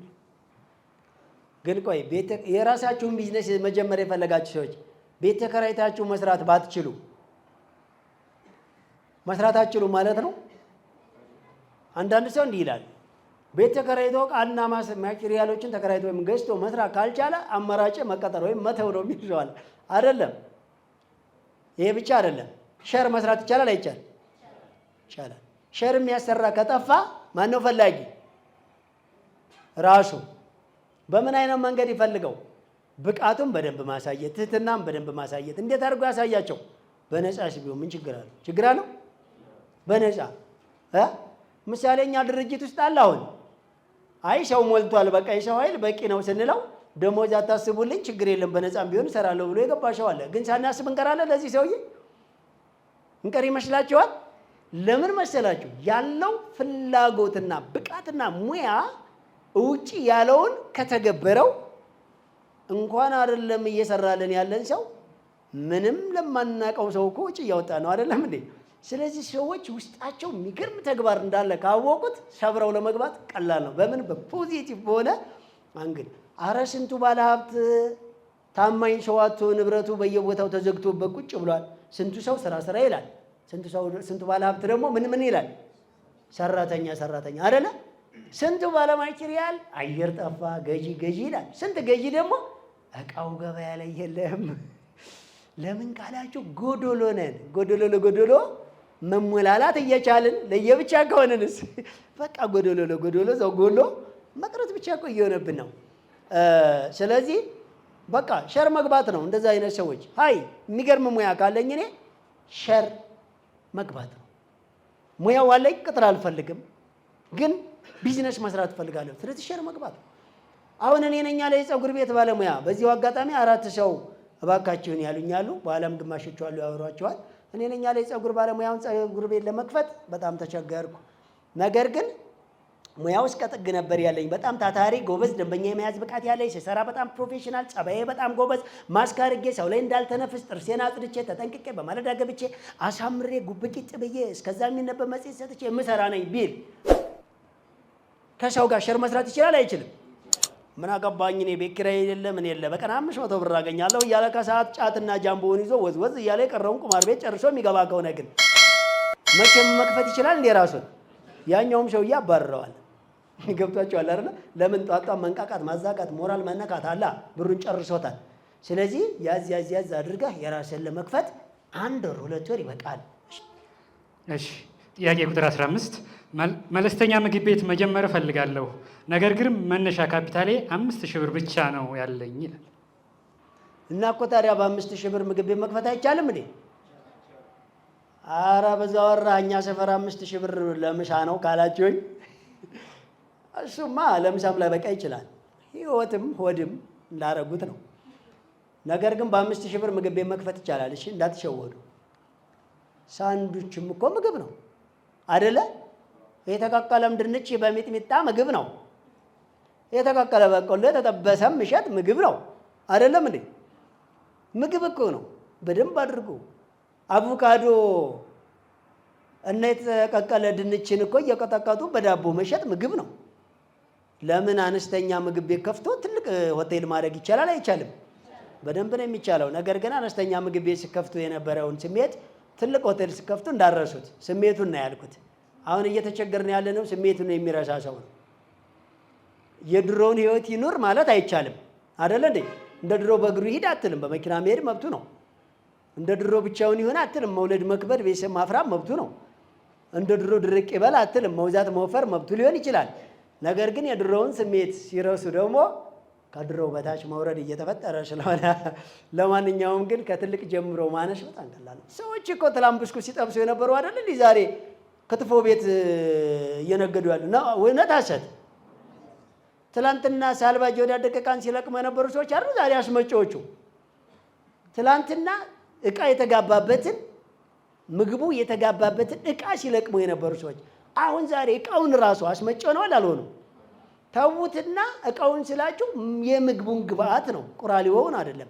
ራሱን ፋብሪካውን የከፈቱ አሉ የለም? ለነሱ ታርጋ ከመስጠት ልክ እንደነሱ ጠንካራ ሆኖ መውጣት የተሻለ ነገር ነው። እሺ ጥያቄ ቁጥር 16 ስልጠናው በጣም ምርጥ ነው፣ ነገር ግን አንድ ነገር አለ ያልገባኝ። ከገበያው ጋር መግባባት አልቻልንም። አንዴ ይጨምራል፣ እንደዚያውም ይቀንሳል። በዚህ ጊዜ ትርፉንም ይዞብን ይሄዳል። እንዴት ማጣጣም ይቻላል? ያው እንግዲህ ብዙ ጊዜ ይገጥማል። ደስ የሚለው እውነት ለመናገር ኢትዮጵያ ውስጥ ነጋዴ በግሽበት አይከስርም። እውነቱን ልንገራችሁ፣ እኔ ቢዝነስ ፕሮፌሽናል ቢዝነስ ማን ስለሆንኩ ስራዬም ከማምረት ልቅስ መነገድ ስለሆነ የሚበዛው ማለት ነው። ነጋዴ በግሽበት አይደለም የሚከስረው፣ በአእምሮ ግሽበት ነው። ቅድም እንደነገርኳቸው ከስሜት መውጣት ነው። ከሌላ አረቄ፣ ካለ ጠጅ፣ ከፍ ካለ ጃምቦ፣ ካለ ደግሞ ውስኪ አንቆ ሃሎ እንዴት አረከው አባ አትጨማለቅ የሚሉ ነጋዴዎች ናቸው ድፍት እያሉ ያሉት እንጂ በትክክል የሊደርሺፕ ኳሊቲን ያቋቋሙ ደሞዙን ከሰጠሁት ምን አገባው ሰራተኛ የሚል ሳይሆን ሰራተኛዬም እንደኔ መለወጥ አለበት ብሎ ስሜቱን የተጋራ አብሮ ከች የሚል በደንብ የማወራረሽ ብቃት ያለው ሰው በአሁኑ ሰዓት በግሽበት አይከስርም። የምሬን ሳወራችሁ አዎ ልክ ነው። በንግድ ዓለም አንዴ ይቀንሳል፣ አንዴ ይጨምራል። የምር ግን ኢትዮጵያ ውስጥ አብዛኛውን ፐርሰንት መጨመር ነው መቀነስ እያጠቃ ያለው። ስለዚህ በጨመረ ቁጥር ነጋዴ አትራፊ ነው ወይስ ከሳሪ እንዴ? በጣም አሁን የሚያመርቱና የሚነግዱ ሰዎች ቱጃር ናቸው፣ በጣም ባለሀብት ናቸው። እኔ እንደውም በጣም እኮ እዚህ ያደረሰኝ አንዱ ንግድ ነው። ማማከርማ ታዲያ በነፃ አይደለም እጮኸው ከማብር ተቀብያለሁ። መነገድ ምን አይነት ንግድ ካላችሁኝ ሀቅ የተሞላበት ንግድ። በባለፈው አንድ ሶሻል ሚዲያ ላይ አንድ ጥያቄ መጣና ምን እንደሚመልሱ ስታዘብ ነበረ። ምን እንደሚመልሱ ላይቭ ገብተው ነው የሚያንሸራሽሩት። በእርግጥ እኔ ከሆነ ሰው ፔጅ ላይ ገብቼ እውቀት ልውሰድ ብዬ በአሁኑ ሰዓት አልጓጓም። እውነት ልንገራችሁ እውቀት መናቂ አይደለም። ነገር ግን አየውና በቃ እዛው ነው ሪሳይክል የሚያደርገው። በቃ የነበረው እውቀት ሲሆን ትቼው እወጣለሁ። ነገር ግን የዛን ቀን ረጅም ደቂቃ እንዲያው ምን እያሉ እንደሚመልሱ ብዬ ስታዘብ አንድ ነጋዴ ባመጣበት ወይስ የወቅቱ ገበያ በዋለበት በማንኛው ነው መሸጥ ያለበት ብሎ ብዙ ክርክር ሲያደርጉ አየሁና አብዛኛው ሰው ባመጣበት ላይ ትርፍ ይዞ መሸጥ አለበት እያሉ ነበረ። ግን እናንተ ምን ትላላችሁ? ባመጣበት ነው ማየት ያለበት ወይስ ወቅቱ ያስቀመጠውን የገበያ ሌቭል ነው መከተል ያለበት? አንዳንድ ጊዜ የዘርፉ ባለሙያዎች ነን የሚሉ መረጃ ሰጪዎች ወይም መረጃ ተቀባዮች የምር ሙያው እንዲስተካከል ነው ሚዲያ ላይ ነው የማወራው። ዋጋ ቢጨምርም ቀድመ ያስገባው ዕቃ እኔ ያክል አለ ለምን ጨመርክ የሚሉ ሰዎች አሉና ትክክል ነው። ወቅቱ ባለው አየር ነው መሸጥ የሚገደደው። እሺ አንተ ያስመጣው ዕቃ 100 ብር ከሆነ ቀድመ ያስገባው 90 ብር ቢኖር ይሄንን እኮ በ92 ብር ሸጠህ ከዛ በ100 ብር እዛ ልታዝ ታረጋዋለህ? ለምን የማይደረግ ነገር እናወራለን? እሺ በ100 ብር ያመጣው ዕቃ 60 ብር ቢገባ 100 ብር ስላመጣው ገዢዎች ድብና አድርገው 102 ብር መግዛት አለባቸው። ይሰማል? ይሰሙም። የንግድ ፕሮፌሽንን ያዙ እንጂ የሚዲያ ጋጋታ ወይም ወረቀት ላይ የተጻፈን ህግ ብቻ በመከተል ድርቅ አትበሉ። ሪያሊቲውን የሚኖረውን አውሩ። ስለዚህ መቼም ቢሆን የሚዳኘው የወቅቱ ገበያ ነው። ዛሬ በዛሬው ቀን እንትና ባንክ ዶላርን በየኛ ያክል ገዝቶ በየኛ ያክል ሸጠ። አጠቃላይ በብሔራዊ ባንክ ዶላር ከዚህ እስከዚህ እየተሸጠ ነው ቢባል የኛ ባንክ በውድ ስለገዛ 20 ብር ከፍ ይበል ብትል የሚሰማ ይኖራል? አትችልም። በዕለቱ በዋለው ምንዛሬ ትገደዳለህ? አትገደድም? የዶላር ገበያ፣ የቡና ገበያ፣ የቅባት እህል፣ ኤክስፖርት፣ የተለያየ የቁም እንስሳ የመሳሰሉ ነገሮች የሆነ ነገር መደብ ከወጣለ በኋላ በወቅቱ መሸጥ ነው ያለብህ ወይስ እኔ ያስገባሁት እንደዛ አይደለም ብለህ መከራከር አትችልም። ቆንጆ ቦነስም ከመጣ አትርፈህ ነው የሚሸጠው። ቆንጆ ኪሳራም ከመጣ አትርፈህ ነው የሚሸጠው። ስለዚህ እውነት ለመናገር አሁን እንደ አፍሪካ ነጋዴዎች በጣም እድለኛ አለ እንዴ? ነዋሪው ተጎዳ ተበደለ እንጂ በየጊዜው ዕቃ እየጨመረ እንደኛ አይነቱ ነጋዴማ ባስገባ ማግስት ንረቱ በራሱ መንግስት ራሱ ያወጀለት አይደል? በቃ ገንዘብ የመግዛት አቅሙ ዶላር ስለጨመረ ጨምረህ ተገበያ ያለው ታሪፍ እየጨመረ ነው አይደለም? በየቀኑ ነው አይደለም? ነው እኮ። ስለዚህ አሁን ግሽበቱን የሚክዳለ ግሽበቱ በወረደ ቁጥር ዕቃው እንደውም ከፍ እያለ ምርጥ የሆነ ትርፍ እያመጣ ነው ያለው እንጂ ምንም። በእርግጥ የግሽበት ከፍ ማለት አተረፈ ማለት ብቻ አይደለም እውነት ለመናገር። ነገር ግን በግሽበት መካከል የሚያዝ አሪፍ የሆነ ቦነስ አለ። እውነት ለመናገር ነዋሪው ነው እየተጎዳ ያለ። ስለዚህ ኢትዮጵያ ውስጥ ያለ ነጋዴ ዋጋ አንዴ ከፍ አንዴ ዝቅ በማለት አይከስርም። 5 ነገሮች ቢወርዱ እርግጠኛ ነኝ 20 ነገሮች ምን ይላሉ? ከፍ ይላሉ። አንድ ዕቃ በአመት ውስጥ 4 ጊዜ ቢቀንስ በትንሹ 16 ጊዜ መጨመር ይበዛበታል። ስለዚህ የገበያ መዋዠቅ አይጎዳቸውም። የሚጎዳችሁ አገዛዛችሁና አሻሻጣችሁ፣ የደንበኛ አያያዛችሁና የካሽ በካሽ አቀባበላችሁ፣ የምታስቀምጡበት ቦታና የመለኪያ ጥንቃቄያችሁ፣ ስታንዳርድ ሎካል ወይም ደግሞ መቀሸብ የሚባለው ነገር አለ አይደለ? ወይም ደግሞ የሰራተኛችሁ ሁኔታ እሱን ዝም ብላችሁ በግምት እንዲያው ያዳፍኔ ንግድ ካረጋችሁት አው ጧ ነው የምትሉት። የሚገርማችሁ እኮ አንዳንድ ዳቦ ቤት የከፈቱ ቢዝነስማን ተብዬዎች ይገርመኛል። እነሱ የባንክ ዕዳቸውን ሳይከፍሉ ጋጋሪና ካሻሪያቸው ሌላ ዳቦ ቤት ከፍታሉ። እሺ እንዴት ካላችሁኝ በደንብ አዳምጡኝ፣ ሌላ ቀን አወራችኋለሁ። ስለዚህ እሺ እንደዚህ አይነት ነጋዴ ታዲያ ካሰርኩ ሲል ምን ትሉታላችሁ? ጥያቄ ቁጥር 17 የመንግስት ሰራተኛ ነኝ፣ በትርፍ ጊዜ የግብርና ስራ እሰራለሁ፣ ግን በገቢው ያን ያክል ደስተኛ አይደለሁም፣ ምን ትላለህ ይላል።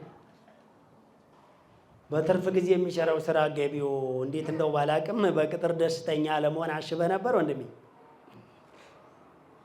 አይታሰብም። ስለዚህ ለማንኛውም በትርፍ ጊዜ የሚሰራው ስራ ግን ምንድን ነው? በትርፍ ጊዜ የመጣ ስራ እንደ ትርፍ ገንዘብ ታይቶ የሚባክን ከሆነ አደጋ አለው።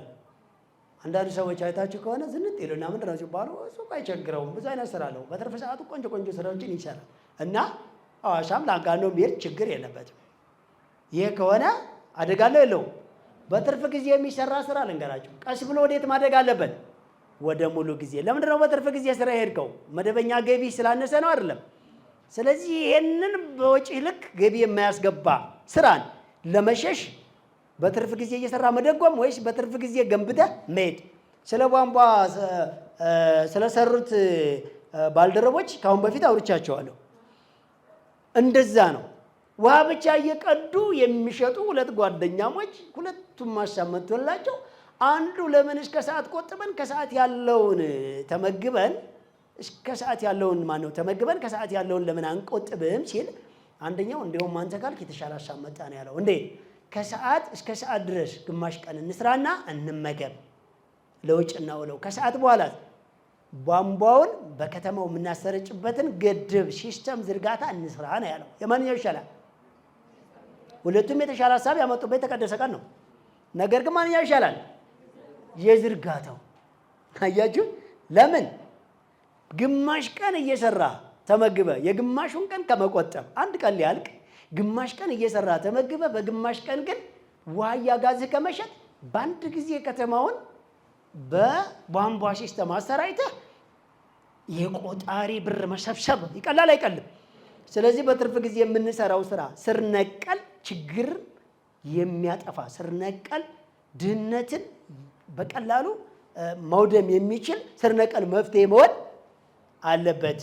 እንደዛ ካደረገ እርግጠኛ ነኝ በገቢው ደስተኛ በደንብ ይሆናል። ሌሎቻችሁም ይህን በደንብ ተማሩበት። እሺ ጥያቄ ቁጥር 18 ስለ ባንክ አካውንት በስንት ብር ነው የምንከፍተው ይላል። ማነው ከ100 ብር እስከ 100 ሺህ ብር ድረስ በ14 አይነት ካታጎሪ የተከፈለ አስቀምጠንላቸዋል። ሰዎች ከ100 ብር በታች የወረደ ከሆነ አላስቀመጥንም። በ100 ብር ቢዝነስ ፕላን የሚጀምር ሰው ከሆነ ራሱ በ100 ብር ይክፈል። በ500 ብር የሚጀምር ከሆነ በ500 ብር ይክፈል። ከ1000 እና ከዛ በላይ የሆኑ ሰዎች ግን 25% ክፈቱበት ብለናል። ይሄ ባንኩ የሚያስገድዳቸው እኛ የምናስገድዳቸው ሳይሆን ምክረ ሀሳብ ነው የሰጠነው። ሰዎች ሊጀምሩበት ካሰቡት ካፒታል 25% ወይም 1/4ኛውን ይክፈቱበት። ለምን? ልክ ሰልጥነው ወደ ስራ ግቡ ሲባል ቢያንስ አካውንታቸው ባዶ እንዳይሆናል እንጂ ምንም በቃ ሄዶ ደስ ባለው ብር መክፈት መብቱ ነው፣ ግዳጅ አይደለም። እንደ ምክር ግን 25%ን ይክፈቱበት። እሺ የመጨረሻው ጥያቄ ትርፋችን በአካውንታችን ባለው ብር ነው ወይ የምናሳውቀው? ይህ ሲስተም ቀጣይ ላይ የባንኩ እንቅስቃሴ ጽድት ብሎ በደንብ ቴክኖሎጂውና የሞባይል ባንኪንጋችሁና የግብይት ትስስሩ ካለቀ ቼክ መገበያየታችንና የሞባይል ባንኪንጉ የግብይት ትስስሩ በደንብ ከሰመጠ እና በደንብ ጥርት ብሎ ሲመጣ አካውንታችሁ ላይ ባለው ትራንዛክሽን ይለካል። አሁን ግን ባንኮች ለእናንተ ገና በደንብ ተደራሽ ስላልሆኑ የቼክ የሚሆን የሞባይል ባንኪንግ ግብይቱ ገና በደንብ ስላልተሳለጠ አሁን ላይ እናንተ በእምነት ሪፖርት ባደረጋችሁት ልክ ብቻ ነው የምንለካው። ነገር ግን ኦፕሬሽን እንሰራለን። ከተወሰኑት ሰዎች ከብዙዎቹ የዞርን የምንፈትሽበት መንገድ አለ። ውሸት ወይስ ሐሰት የሚለው ማለት ነው። እሺ አልቋል። ጥያቄውን ጨርሷል። በሰላም ወደ ቦታው በክብር መልሱልኝ። እሺ ሁላችሁም እጅ አውጡና አጫጭር ጥያቄ ጠይቁኝ። ታዲያስ እንዴት አደራችሁ? እኔ ብዙ ባለፈውም ጠይቄ ነበረ፣ ግራ ገብቶኛል። እኔ የቤት ኪራዩ አሁን እኔ ግራ ይገባኝ። እንዴት ነው አሁን ወር ላይ ነው እኔ አሁን የምከፍለው? እሱን እንዴት ነው ማስተካከል የምችለው? ሁለተኛ ጥያቄ ደግሞ ራዕይና ህልም እንዴት ነው ማውጣት የምንችለው? አሁን የወደፊት እስከ 10 ዓመት አለኝ አንተ ትላለህ፣ ግን እንዴት ነው እኛ ማወቅ የምንችለው? በጣም ጥሩ። በነገራችን ላይ በየቀን ወይም በየሳምንት ወይም በወር ያሳደግ ነው። በባለፈው የጠየቀውም ጥያቄ እንደዛ ነው። ትርፍ ብለን እንትን የምንለው ወሩ መጨረሻ ላይ ለቤት ኪራይ ይከፈላል። ግን እኛ ምን ብለናቸዋል? ከወጪ ቀሪ ነው ትርፍ ማለት ብለናል አላለም? አንድ ሌላው ደግሞ በደንብ ልብ የምትሉት እንዳትረሱ፣ የቤት ኪራይ አለብኝ ብላችሁ ምሳሌ 6000 ከሆነ በየቀን 200 ብር ማስቀመጥም እንደማይጠበቅባችሁ ተናግረናል። 3000 ብር ከሆነች በየቀን 100 ብር መክተት፣ ይሄን አላስተማርንም እኛ። ሲጀመር በየቀን ወይ በየሳምንት የምታገኙትን ገቢ እዛው ስራው ቦታ ላይ ትራንዛክት ነው የምታደርጉት እዛው ላይ። ከዛስ ልከፍሉ አካባቢ ላይ ብቻ ከምትሰሩበት ብር ላይ ትቀንሱና ትከፍላላችሁ። ለምን? ያ ልከፍሉ ያሰባችሁበት ብር እስከሚከፈል ድረስ መስራት አለበት የለበትም? ያለበት እኮ ባንክ ቢሆን በስንት ወለድ እንደሚያስብብህ፣ አራጣ ቢሆን በስንት እንደሚታሰብብህ። ስለዚህ ለምንድን ነው እዛ ጋር የምከተው? ስራ ላይ አውለው። ስራ ካደገ እየገዘፈ ሄዳል አይሄድም? ይቺ ነገር በባለፈ አሳይቻቸዋለሁ። ልብ አድርጉ። ለቤት ኪራይ ሲጀመር መቆጠብ የሚባለው ነገር ኖ ስላልን ነው እኛ እነ ቁብ የመሳሰሉ ነገሮችንም የተቃወም ነው አይደል እንዴ? ለምን ካላችሁ ለቤት ኪራይ ብለህ በየቀን 200 ብር የምከት ከሆነ ማስፋፋት ስትችል ስራ ላይ እንግዲህ በደንብ ሸውየው 200 ብርም በየቀን አገልግሎቱ ላይ ቢያውለው ቀጣይ ቀኖች ላይ ገቢው ሰፋ ይላል አይልም? ይላል እንዴ? ከ7 ቀን በኋላ እኮ 1500 ብር አመለጠው አላመለጠው? ያ 1400 ብር ምናምን አይደለ? ያን 1400 ብር ስራ ላይ ቢሰራበት ወር እስከሚደርስ ጥቅም ያመጣል አያመጣም?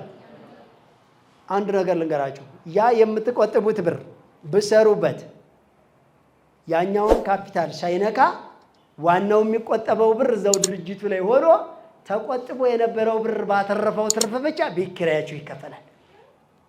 ግልጽ ሆኖላችኋል? ራዕይና ህልም ለማውጣት አሁን ያላችሁን ገቢ እንዳትወስኑት።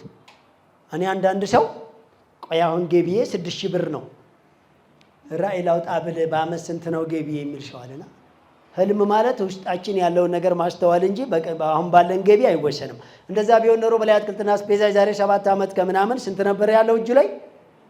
1500 ብር። ስለዚህ በ1500 ብር ደግሞ ምን ራዕይ ይያዛል? አምባሻ መብላት ነው። ያ አይደለም። ውስጥ ያላችሁ ማንነት ነው መለካት ያለባቸው። ህልምና ራዕይ ለማስቀመጥ አሁን ያላችሁ ገቢ አይወስነውም። ድልድይ ስር ተኝታችሁ ማለት ነው ስለ ድልድይ መስራት ፕሮጀክት ማቀድ ይቻላል አይቻልም? ይቻላል። ግን ምን ማድረግ ይቻላል ነው ያልኩት። ማቀድ መስራት አላልኩም። ድልድይ ስር ተኝቶ ድልድይ አይሰራም። ማቀድና ማለም ህልም ማድረግ ግን ይቻላል። ከዛ ምን አድርጉ? ከድልድዩ ስር ትነሳላችሁ። ተነስተህ አንድ ትላለህ። ምንድነው አንድ የምትለው? ድልድይ ለመስራት ድልድይ ስራ ነው የምትጀምረው አይደለም። የተሰባበረ መንገድን አሸዋና ድንጋይ እያመጣ ታነጥፍና ሞራል ያላቸው ባለሀብቶች ለአንተ ኮንፊደንስ እየተባለ የሻይ የሚሰጡን ይዘህ ወደሆነ ቦታ ጎራ ከማለት እሱን አሁን እየተለማመድክ ነው አይደለም? ወደ ተግባሩ ገባ አልገባም? ገባ እኮ።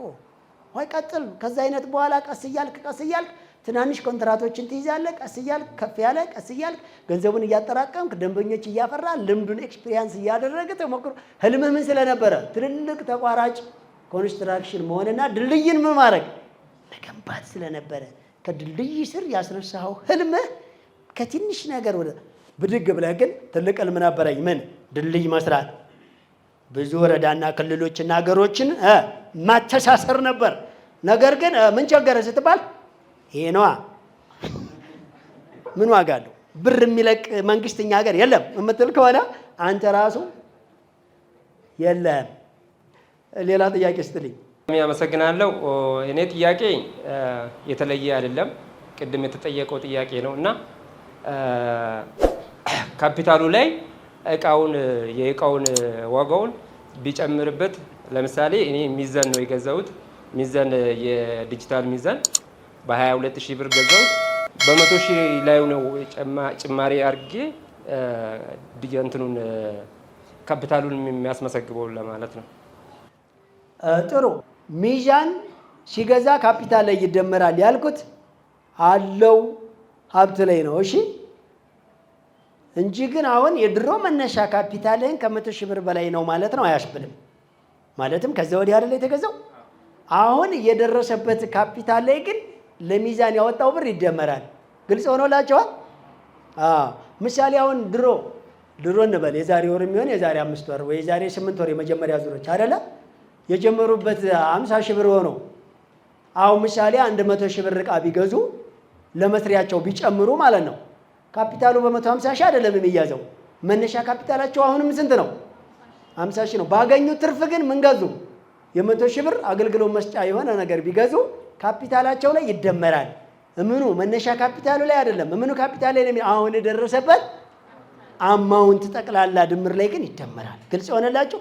እሱ ነው ላውራ የፈለኩት። እሺ ሌላ ጥያቄ መጠየቅ የምፈልገው ነገር እኔ አሁን በ60,000 ብር ጀምሬ አሁን ሚሊዮነር ነኝ። ነገር ግን መጀመር የምፈልገው ደግሞ ሌላ ቢዝነስ በ600-700,000 ብር የሚጀመር ቢዝነስ በ600-700,000 ብር ሊጀመር የሚችል ቢዝነስ እዚህ አገዛ ማግኘት ይችላለሁ ወይ ነው ማለት። ስለዛ ቢዝነስ እውቀት በደንብ እንዳገኝ ማለት ነው። እዚህ ጋር ከ100,000 እስከ ከ100 ብር እስከ 100,000 ብር ነው የቢዝነስ ፕላኑ ማለት ነው። እኔ ግን ያለ ካፒታል ከዛ በላይ ነውና ከዛ በላይ መጀመር አልችልም ወይ? እዛ ጋር 600-700,000 ብር እጄ አለ በ70-80,000 ብር ለመጀመር ለኔ ማለት ይሆናል። ትልቅ ብር እያለ ትልቅ ብር አስቀምጬ በትንሽ ብር መጀመሪ እንትን አይልም። በ60,000 ብር ጀመርኩት ነው ያልከኝ? መጀመሪያ በ60,000 ብር ጀመርኩኝ። አሁን 2 ዓመቴ ነው። ኦኬ። ስለዚህ አሁን በ100,000 ደርሷል። አሁን ሚሊዮነር ማለትም ግልጽ እንዲሆን ከሚሊዮነሮች መንገድ ስልጠና ውጪ ነው። ያ ግልጽ ነው። የጀመርከው ፕሮግራም ሳይሆን ማለት ነው። ያንተን ቪዲዮ መከታተል 8 ወር አካባቢ ይሆነኛል። በጣም ብዙ ጊዜ ነው። ቢዝነሱ ከጀመርኩት ጀምሬ ያንተን እከታተላለሁኝ።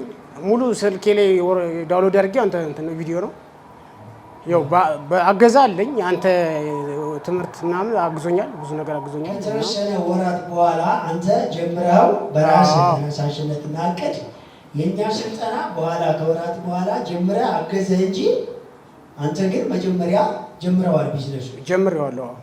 ትልቁ ነገር አሁን ሚሊዮነር አድርጓል። ለዚህ አንዴ ለሞራል እንስጠው መጀመሪያ።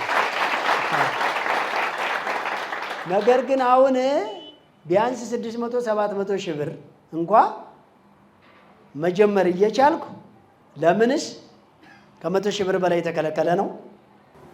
እሱንም አስተላልፍ ሌላ ስራ ወይም ደግሞ ያ የሰራ ነው ሌላ ደግሞ ተጨማሪ ስራ ለመስራት ፈልጌ እዚህ ጋር ደግሞ እንትን ለማለት ትንሽ ከበድ ስላለኝ ነው ሀሳቡ። በጣም ጥሩ። በነገራችን ላይ እድገትህ ይባረክልህ፣ ግን እንዳይወድቅ እፈራለሁ። እኛ አሁን ከ100,000 ብር በላይ እንዳይጀምሩ ሰዎችን የምንቃወመው ለምንድን ነው?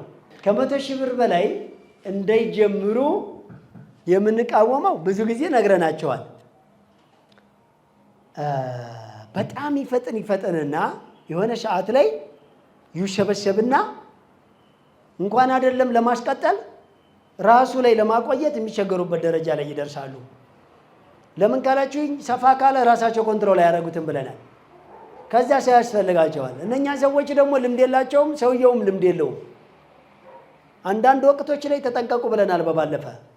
ቢዝነስን ዶግ የሚያደርጉ 4ቱ ነገሮች፣ አንድ የሰው ሰራሽ አደጋ፣ 2 የሰው ተፈጥሮ አደጋ፣ ሌላኛው ከፍተኛ ትርፍና ዝቅተኛ ገቢ ብለናል። አያችሁ፣ ከፍተኛ ትርፍ የምትለው ዋጋ ብዙዎቹ ፈገግ ያስታሽበላቸዋል። ከፍተኛ ትርፍ ቢዝነስን ይመታል እያልክ ነው? እንዲህ የሚመታንና የሚማታን ከፍ የሚያደርግን ነገር ለይ እንጂ የሚሉ ሰዎች አደጋሉ። ምናልባት ቢዝነስን አላወቅኩትም፣ በግል መረምረው ደስ ይለኛል። ለትርፍህ አሪፍ ነው። ግን ቢዝነስ የገንዘብና የጊዜ ነፃነት ያመጣል ወይ? ይሄ እድገት ይቀጥላል ወይ? አንተ ብኖርም ባኖርም ወበዝ አይልም ወይ? ወይስ አንተ ከሌለ ዶግ ይሆናል ወይ? ይሄ ምናልባት ያገዘ ወቅት እንዳይኖር ወቅቱ በባህሪው ሲቀየር ደግሞ እንደገና አስቸጋሪ እንዳይሆን በሊደርሺፕ ኳሊቲዎች እየተለካ እየተመዘነ ቀጥ ብሎ ገና ሳትጀምረው ጀምረ መድረሻህን አስቀምጠው አሁን የደረሰበት ካፒታል በአንተ በእቅድህ ልክ እየሄደ ነው ወይ? ይህ እቅድ ይቀጥላል ወይ የሚለውን የምናየው ነው የሚሆነው። ግልጽ ነው አይደለ? ነገር ግን ከ100,000 ብር በላይ እንዳይጀምሩ የፈለግነው ሰዎች ከቁጥጥራቸው በላይ እንዳይሆን ነው። አንድ ባለ 110 የሚባለው ቱቦ ውስጥ የሚያልፍ ውሃ ተቀባው 75 የሚባለው ቢቢሲ ቱቦ ከሆነ ውሃው ከቁጥጥር ውጭ ሆኖ ሌላ ንብረትን ያበላሻል ያበላሻል። ኃይል ስላለው ቶሎ ሊጠቅመን ይችላል። የሚያበላሸው ነገር ግን መልሶ ምን ያደርግብናል? ሙሉ በሙሉ እንዲቋረጥ አደጋ ሊያመጣ ይችላል አይችልም? እንደዚህ አይነት ኮንትሮል የማድረግንና ከትንሽ ጀምሮ የማለማመድ ስራን እንድንሄድ ነው። ሌላ አይደለም ሊሚት የተቀመጠለት። እሺ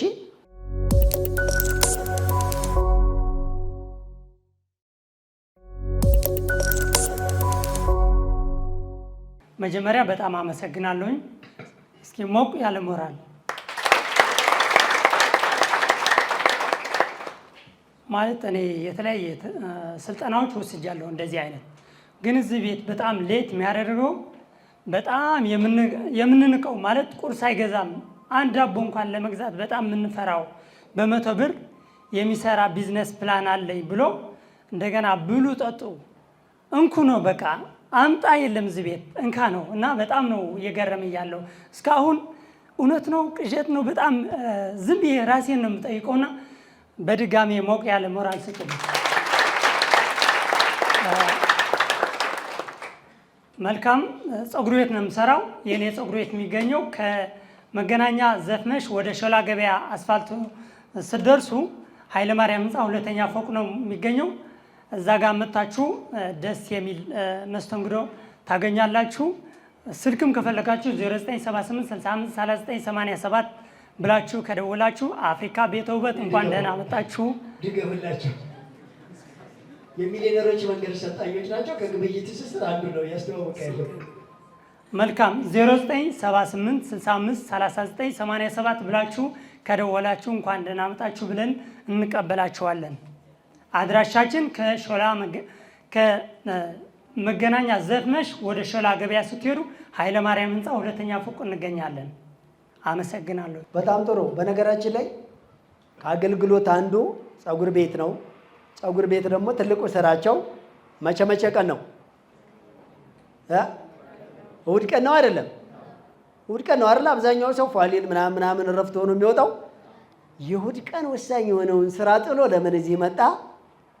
ከመስራት በፊት ከመቁረጥ በፊት ምን ማድረግ ስለሚቀድም መለካት። ስልጠናው የገባቸው ሰዎች እንደዚህ ነው። ቅድሚያ ለምን ዋጋ መክፈል እንዳለባቸው ያውቃሉ። ገብቷቸዋል አይደለ? እኔ ሌላ አይደለም ያልኩት። በእሑድ አይቀርም ትልቅ ስራ ያለው እሑድ ነው። ነገር ግን ሌላ ቀንም ትልቅ ስራ እንዲኖረኝ እንጂ እሑድ ጠባቂ ቢዝነስማን መሆን አልፈልግም ነው ያለው። ሞራል አንድ ጊዜ ስጡ። እሺ አመሰግናለሁ። የኔ ጥያቄ አንዱ ጥያቄ በሶሻል ሚዲያችሁ ላይ ተመልሶልኛል። ሁለተኛው ጥያቄ እኛ ትናንሽ ነጋዴዎች እዚህ ቸኩ ግብይት እና ንግድ ፍቃድ ያልደረስን ወይም የማይሰጠን ማለት ነው። እኛ በአንድ አካባቢ ያለኖች እንድንተዋወቅ ተደርጎ እኔ የምሸጠው እቃ እነሱም እያገኙ እኔ ጋም አለ ጓደኛ ያመጣል እያሉ ደንበኞቻቸውን ቤተሰቦቻቸውን የነሱን እቃም እኔ ጋር እየሆነ እንድንሸጥ የታሰበ ነገር አለ ወይ? አንድ አካባቢ ያሉ የሚሊዮኖች መንገድ የኔ ቅቤና የቦንዳ እቃ ነው የምሰራው እና ይህንን ላስበው የቻልኩት ቅቤ ብዙ ሰው አሁን ቅቤ ያለ ስለው እምነት አጥቷል በቅቤና እኛ ደግሞ ጥራትና ታማኝነት መለያችን ነው። ይህንን እንደዚህ በሚታወቅ ሰው ንጹህ እቃ ለማቅረብ እንደዚህ እንድንሰራ ምን ታስባል የሚል ነው። አንዱ ጥያቄ ተመልሶልኛል።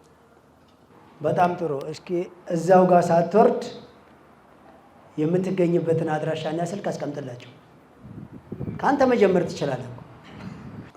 እኔ ዓለም ባንክ አካባቢ ነው የምገኘው። ዓለም ባንክ አካባቢ የምትኖሩ ወይም የትም አካባቢ አደርሳለሁ እኔ በግሌ አለን ካላችሁኝ ስልክ ቁጥሬ 0943 10 24 17 ነው። ስለዚህ አንተ ጋር ንጹህ የተፈጥሮ ቅቤና ባዕድ ነገር የሌለበት ያልተበላሸ ዋጋው ንረት የሌለበት ኪሎ የማይጭበረበር ለሚሊዮነሮች መንገድ የምጠየቅበት እንደዚሁም ቅቤና የቦንዳ ልብስ ቀለል ያሉ ለስራና ለመዘነጫ የሚሆኑ እንደ ሹራብ፣ ጫማ የመሳሰሉ ነገሮችን በተመጣጣኝ ዋጋ አላችሁበት ድረስ አመጣለሁ ወይስ እኔ ቦታ ነው? አመጣለሁ። እኔ የትም አደርሳለሁ። ለትናንሽ ነጋዴዎች እኛ ንግድ ፍቃድና ቸኩል ለመጠቀም የምንቸገር ምን ተስተካክሏል የሚባለው ወይም በቸኩል ለመጠቀም እንዴት ነው? ንግድ ፍቃድ የማታወጡበት ምክንያት በሌላ ሰው ከሆነ ንግድ ፍቃዱ ብለናል።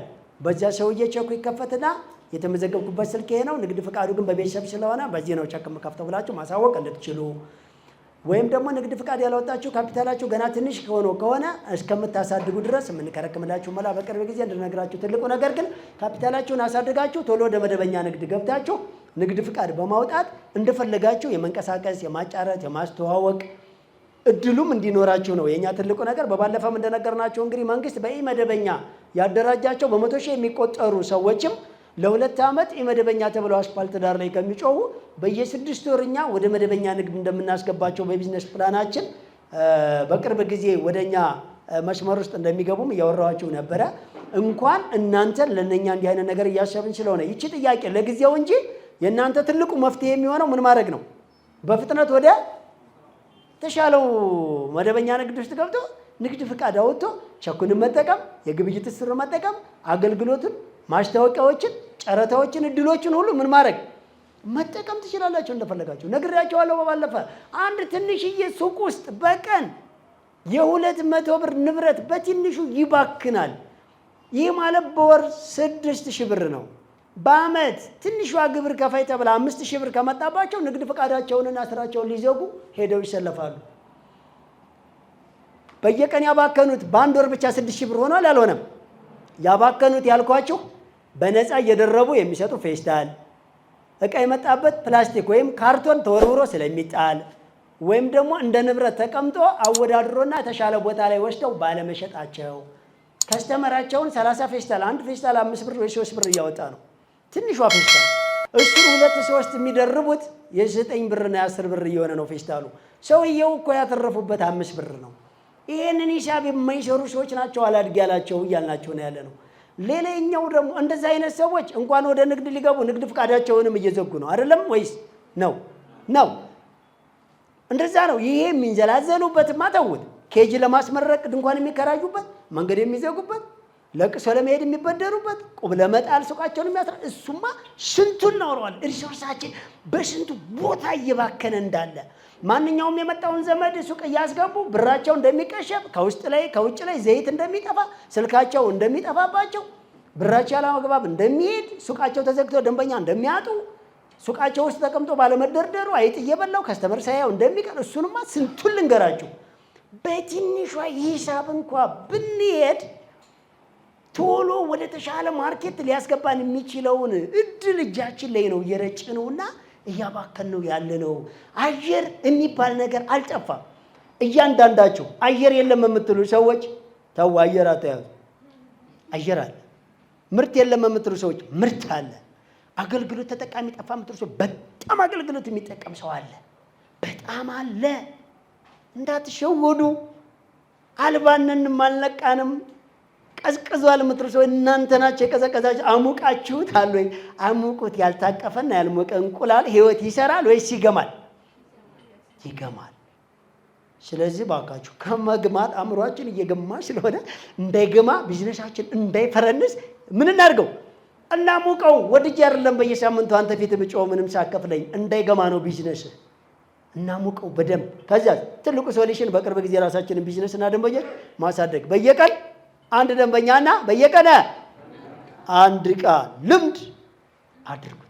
አንድ ደንበኛ አዲስ አልጨምር ራቴን አልበላም እስኪበል ሰው። ለማንኛውም ብዙ ጊዜ ሰጥቻቸዋለሁ። እስኪ ለቀጣይ ጥያቄ ስትል አንድ ጊዜ። ክቡር አቶ በላይ፣ እኔ ከጎንደር ነው የመጣሁት እና ከጎንደር ነው የመጣሁት። ለምን? ያው ትሬኒንግ ውስጥ ስከታተል ቆይቻለሁ። በእርግጥ አልተጠራጠርኩም። በእርግጥ ስከታተል ቆይቻለሁ። ነገር ግን እስኪ በአካል ሂጄ እንደ ቢያንስ አይቼ በደንብ እርግጠኛ ሆኜ ልመለስ ብዬ ነው የመጣሁትና ባየሁት ነገር በጣም ደስ ያለኝ አንተም ህልምህ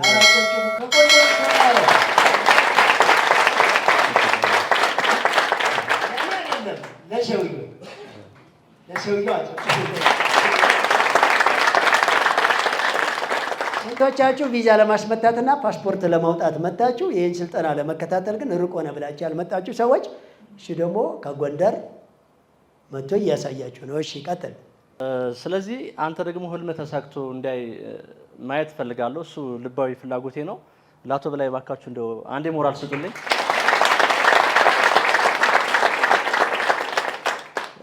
ወደ ጥያቄ ስመጣ አብዛኛው ጥያቄ ተመልሷል። በተለያየ መንገድ ቀደም ጥያቄውን ይዞት የመጣው ልጅ ጋርም ተነስቷል። አንድ ጥያቄ ብቻ ነው የቀረኝ። እሱ ምንድነው እኔ የቢዝነስ ፕላኑ ላይ ስልክ የሸቀጣ ሸቀጥ ሱቅ ነው መጀመሪያ የፈለኩት እና ኪራይ ሲፈልግ ሱቅ ያገኘሁት ምንድነው ሱቁ ላይ ሲሰሩ የነበሩ ሰዎች እቃውን አስረክበው ሱቁንም ኪራዩንም እቃውንም እስከ ኪራዩ መስጠት ነው የፈለጉና ይሄ ነገር ያስኬዳል? በዚህ በሚሊዮነሮች መንገድ አካሄድ ያስኬዳል ወይስ ማለት እቃውን የሚሰጡኝ ባለው የገበያ ዋጋ ነው። ስለዚህ ይሄ ነገር ያስኬዳል ወይስ ያስኬድ የሚለውን ማወቅ ፈልጌ ነው። አመሰግናለሁ። በነገራችን ላይ እንኳን አይደለም ለመደ ሱቅ ላይ እቃውን ግን ካፒታሉ ስንት ነው? ካፒታል 30,000 ነው። ችግር የለው እኛ ራዳር ውስጥ ነው። ትልቁ ነገር እንኳን የለመደ ሱቅ ላይ ገብቶ መሸጡ የተደላደለ መሆኑ ልምድን ይቀንስብኛል ወይስ ከዜሮ ጀምሬ እንደ አዲስ ማቋቋም ነው ወይ ያለብኝ አያስብልም። እንኳን አይደለም እስከዛሬ እየነገደ ያለው ሰው ራሱ ባለሱቁ እኛ ቢዝነስ ፕላን ውስጥ ከ100,000 ብር በታች ከሆነ ካፒታሉ በዛው ባለበት መመዝገብ ይችላል። እሺ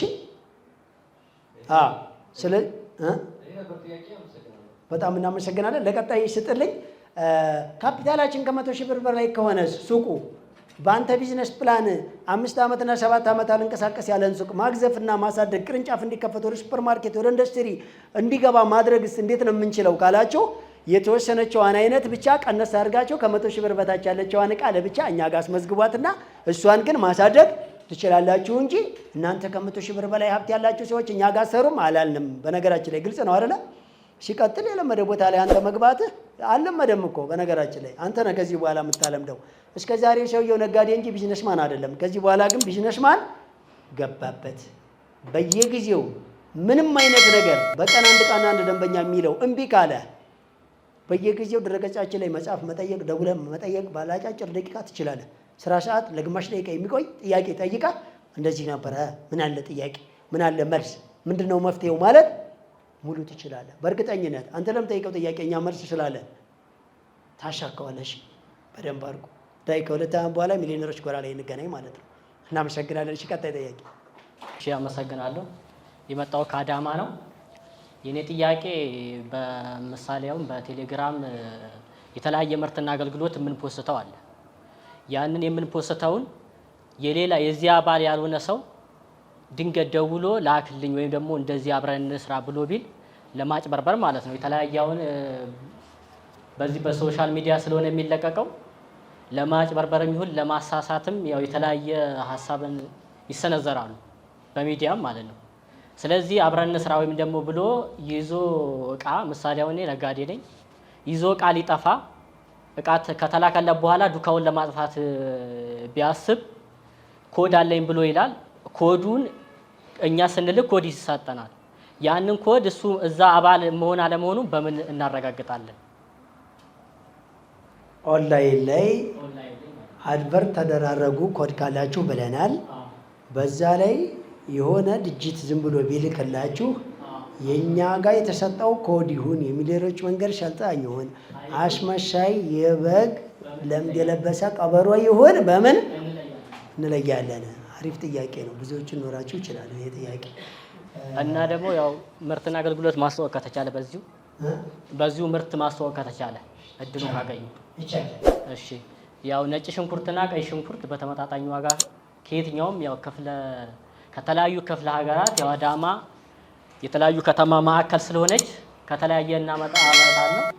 ቀይ ሽንኩርትና ነጭ ሽንኩርት የሚፈልግ ካለ በዚሁ አጋጣሚ በ0901 26 4993 ደውሎ ማዘዝ ይችላል ማለት ነው። 0901 26 4993 የሚሊዮኖች መንገድ ሰልጣኝ ነህ? አዎ። ምን ያክል ጊዜ ሆነ? የሁለተኛ ዙር ላይ ነኝ። እንደ የመጀመሪያው አልፎኝ የሁለተኛ ዙር ሰልጣኝ ነኝ እና እየሰራው ነው ያለው። በጣም ጥሩ። ለቀጣይ ስጥልኝ።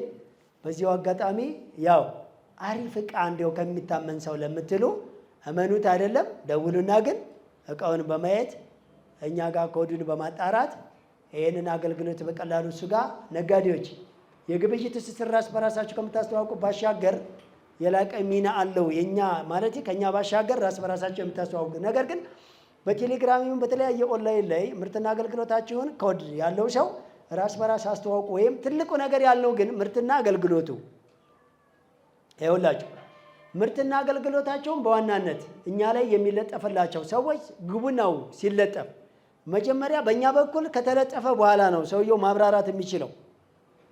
ግልጽ ነው አይደለ? መጀመሪያ ወደ 0910 80 80 19 ላይ ምን አድርጉ ብለናል? ምርትና አገልግሎታቸውን ለእኛ በእኛ ቴሌግራም ላኩት። ከዛ እኛ ቴሌግራሙ ላይ ኮድ ሰጥተን እንለጥፈዋለን። ከዛ በኋላ ግብይቱን፣ ስርዓቱን፣ አድራሻውን ራሱ ምን ማድረግ ይችላል? ትራንዛክት ማድረግ ይችላል። ግልጽ ነው አይደለ? እንጂ ኮድ ብቻ ስለያዘ ቀጥታኛ ቴሌግራም ላይ ከፖሰቱ ጠይቋቸው። አንደኛ ይህ ሰውዬ ግብይት ልፈጽም ነበረ ከሱ ጋር፣ ይሄ የላከው ኮድ ትክክል ነው ወይ ብላችሁ ወደኛ ዳታ መላክ ትችላላችሁ። ግልጽ ነው አይደለ? ወደኛ ዳታ ምን ማድረግ። ምሳሌ አንዳንድ ንግድ ላይ አሁን ሰውየውን አላምን ካላችሁት አካውንት ልኮ ምንድን ነው የምታደርጉት? ይህን አካውንት ወደ ባንክ ደንበኞቻችሁ ይህ አካውንት እንደተከፈተና እየተንቀሳቀሰ መሆኑን አጣራልን ትላላችሁ አትሉ? ባላንስ መጠየቅ የተከለከለ ነው። ነገር ግን አካውንቱ የተከፈተበትን ማየት እና የምር ሰውየው እዚህ ኗሪ ነው ነጋዴ ነው ብላችሁ መጠየቅ ትችላላችሁ እኮ። ማየት የማትችሉት ባላንሱን ነው ያለውን ሰውዬ ገንዘቡን ነው ማየት የማትችሉት እንጂ ውይ ይህ አካውንት እኮ ትላንትና ጅጅጋ ወይም ጎንደር የተከፈተ ነው ቢላችሁ ትጠራጠራላችሁ? አትጠራጠሩ? የነጠጥኩ ነጋዴ ነኝ ብሎኛል እስኪ ቆይ ለማለት ይመቻቸዋል ቢያንስ ማለት ነው። በእኛ ስም ሙሉ ያስመስሉና የሚለቁ ሰዎች ካሉ ግን አሁንም አጣሩ፣ በደንብ መጠየቅ ትችላላችሁ እኛም ማለት ነው። እሺ ማን ነበር የቀረ ጥያቄ ያለው? አመሰግናለሁ። እኔ የሁለተኛ ዙር ሰልጣኝ ነኝ። ጥያቄ ነበረኝ። ከስራ ተጀምሮ ከተባለ ጀምሮ እያሳካ ነው። አሁን ደግሞ ከ26 ጀምሮ እንደ አንድ ተብሎ እንዲያሳውቁን ተብሎ ነበረ። ያኛውስ ፐርሰንቱ ሲሰራ እንዴት ነው? አሪፍ ይመጣል? ይሄ ጥያቄ ነው። ሁለተኛ ደግሞ እሺ ይሄ ይችን ድገማት አንዴ። የትኛው ፐርሰንት የበፊቱ ወይስ ያሁኑ? መጀመሪያ ስራ ጀምሮ ከተባለ ጀምሮ ስራ እየሰራ ነው፣ እያሳካ ነው ፐርሰንቱንም። ሁለተኛ ወር ጨርሼ ወደ ሶስተኛ ወር እየገባው ነው። አሁን ከ26 ጀምሮ እንደ አንደኛ ጀምሮ እስከ ጥቅምት 26 አሳውቁ ነው የተባለው።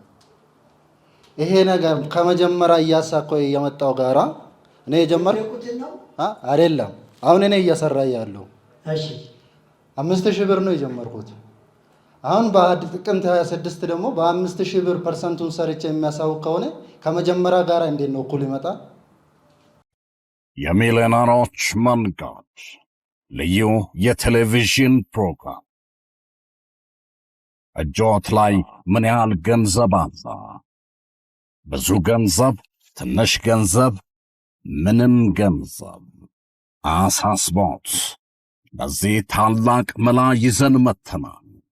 ሚሊዮኖችን በአጭር ጊዜ ሚሊዮነር የሚሆኑበት የቢዝነስና የሥራ ጥበብ ሥልጠና ልዩ የቴሌቪዥን ፕሮግራም የሚሊዮነሮች መንገድ በበላይ አትክልትና አስቤዛ መስራችና ባለቤትነት በበላይ መልቲ ሚዲያ ይዘጋጃል።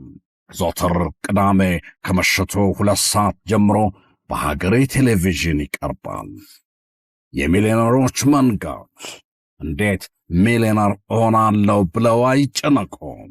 እኛ ዘንድ በተግባር ተፈትነው ውጤታማነታቸው የተረጋገጠ የቢዝነስ ጥበቦችን ይኮመኩማል።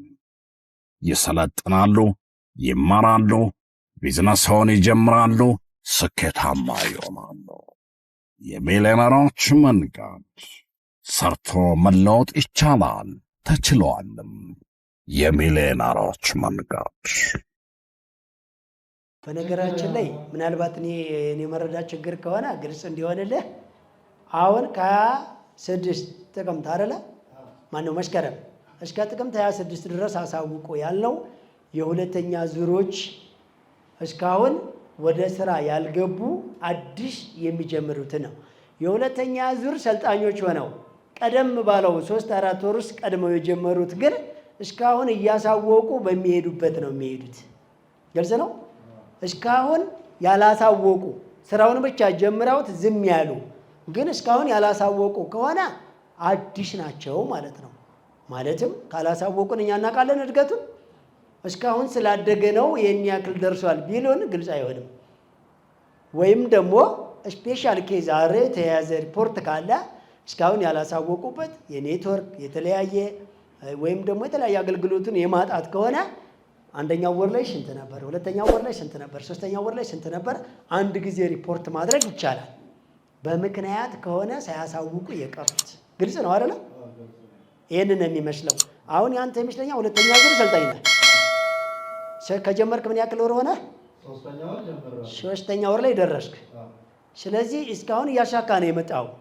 ሪፖርት እያደረክ ነው በየወር የደረስክበትን አንተ ባለበት ነው የምትቀጥለው። አሁን እኛ ግን እስከ መስከረም 26 ድረስ ሁለተኛው ዙር ላይ ጀምሩ ካልን ቆየን። የጀመሩ አሉ ግን በየወር የደረሱበትን እያሳወቁ ነው። በየወር መቼ በ26 አይደል ጊዜ ወራችን። ነገር ግን እስከ ዛሬ ድረስ ያልጀመራችሁ ሰዎች ካላቸው እስከ መስከረም 26 ድረስ ጨርሱና ጀምሩ ያልነው ለዛ ነው። ለምን ካሉ በጥቅምት 26 ሁሉም ማሳወቅ ስላለባቸው የደረሱበትን ያንድን ወር ማለት ነው። ዝም ብሎ ገና መጀመሪያው ቀን ገና ነው እያሉ እንዳይቆዩ። ስለዚህ ጥቅምት 26 ሳይጀምሩ የቀሩ ሰዎች ማነው መስከረም 26 ሳይጀምሩ የቀሩ ሰዎች ካሉ መስከረም 30 የሚሆን ጥቅምት 20 ጥቅምት 10 ማነው ጥቅምት 10 ጥቅምት 15 ቢጀምሩ እስከ መስከረም 26 ድረስ ግን ቢዝነስ ፕላኑ ያስቀመጠው መስፈርት በወር ውስጥ አካተው ጥቅምት 26 የሚያሳውቁት ካለ መቼም ይጀምሩ። ነገር ግን መቼ ነው ቢዝነስ ፕላኑና ቀኑ በየ30 ቀን አይደል የተደረገው? እኛ ጀምሮ ያልነው ግን ልክ እስከ ጥቅምት 26 ድረስ ነው ባጭሩ። እስከ መስከረም 26 ድረስ ልታረምልኝ ይቅርታ። ሁለተኛ ጥያቄ ደግሞ እቃ ከገዛችሁ ካፒታሉ ላይ ይጨምራል ተብሏል። ፐርሰንቱ የሚሰራስ እንዴት ነው? እቃ ተገዝቶ ካፒታሉ ከተጨመረ ፐርሰንቱ ሲሰራ ካፒታሉ ላይ የተጨመረ ብሩ ካፒታል ነው የሚሰራ ወይስ እንዴት ነው የሚሰራ? እሱም ግን ካፒታል ማለት በነገራችን ላይ ብር አይደለም። ብር የካፒታል አንዱ አይነት ነው። ገብቷችኋል አይደለ? አሁን ምሳሌ ካሜራማን ተከራይቶ ከሆነ እየሰራ ያለው አሁን እያሳደገው በነበረው ብር ላይት ስታንድ ቀስ እያለ ገመዶችን ቀስ እያለ ደግሞ እቃውን በግማሽ እየገዛ መጥቶ ካሜራውን ከገዛ ይሄ ካሜራ 500 ሺህ ከሆነ ካፒታሉ ስንት ደርሷል? 500 ሺህ ደርሷል አልደረሰም? ደርሷል። እያንዳንዱ ፐርሰንቱ ላይ የሚደመረው እቃው አቬሬጅ ይገመታል። ሌላውን ተቡትና በአግሪካልቸር ላይ የተሰማሩ ሰዎች እንኳን ለመቆረጥ ያልደረሰ ሰብላቸውን አቬሬጅ ገምቱና የደረሰበትን በፐርሰንት አስቡና ነገሩን እኮ ነው ያለው። እንስሳ የሚያደልቡ ሰዎች ለራሱ እኮ በ3 ወር ነው በሬ ወፍሮ የሚሸጠው። ገና ትንሽ ከሆነ የጨመረው አሁን ስንት ያወጣል ገምቱና በየወር የመጣው ለውጥ አሳውቁን ነው ያላቸው። እያንዳንዱ ሰው የራሱን ቢዝነስ ጥንቅቅ አድርጎ አሁን ስንት ላይ ደርሷል የሚለውን ነገር እንዲያውቀው እንጂ ልክ ሸጦ ጥሬ ብር ብቻ መያዝ አይጠበቅበትም። ግልጽ ነው። ስለዚህ ቤት ውስጥ ያስገባው ሚዛን ቢሆን ቤት ያጠናከርክበት ቢሆን ተጨማሪ ዕቃ ቢሆን መደርደሪያ ቢሆን ያስፋፋበት ቤት የተፈነቃቀለ ሆኖ ሊሾ ቢሆን ጣራ የሚያፈስ ሆኖ ብትሰራበት ራሱ ካፒታል ነው። ለምን ቀጣይ ልትገለገልበት ነው። ንብረት አለ የለህም? ንብረት ነው። እሺ በእርግጠኝነት ማለት ነው። የተከፈለ ደመወዝና የተበላና የተጠጣ ነገር ብቻ ነው ካፒታል ተብሎ የማይያዝ። እኔ የሚሰራበት አካባቢ ኮስሞቲክስ የሚባል ነገር የለም። በ5000 ብር ዕቃ ገዝቼ ሲሄድ ምን ልጀምር ነው የተባልኩት? ኮስሞቲክስ ልጀምር ነው አለው። ከዛ ጀምሬ ሲሰራ የነበረ ዛሬ ግን ከፍ ያለ ደረጃ ላይ ነው አለ። በጣም አቶ በላይም ስለዚህ መስመር ስላገናኙኝ በጣም አመሰግናለሁ። የምትፈልጉ ከሆነ ደግሞ እኔ ያለው አና ማራም ኃይሌ ጋርመንት አካባቢ ነው።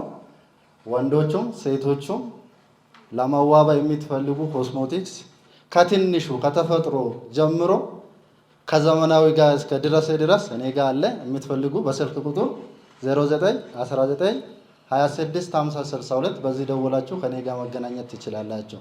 በፈገግታና በአክብሮት እቀበላቸዋለሁ። አመሰግናለሁ።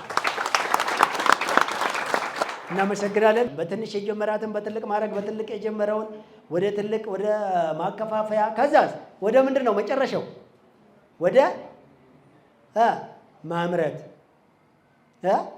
ምንም ማድረግ አይቻልም። ወደ ምን? ወደ ማምረት።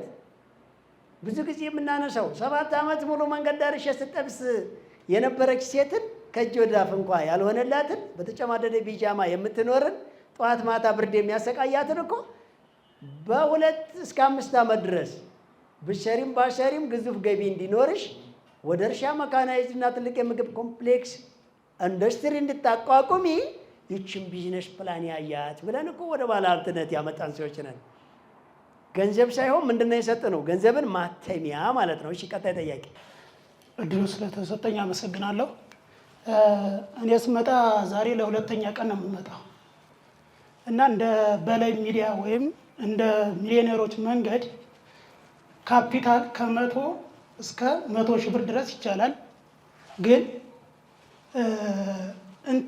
የካፒታሉ እንደተገለጸ ሁሉ በበላይ ሚዲያ ወይም በሚሊዮነሮች መንገድ የቢዝነስ አይነት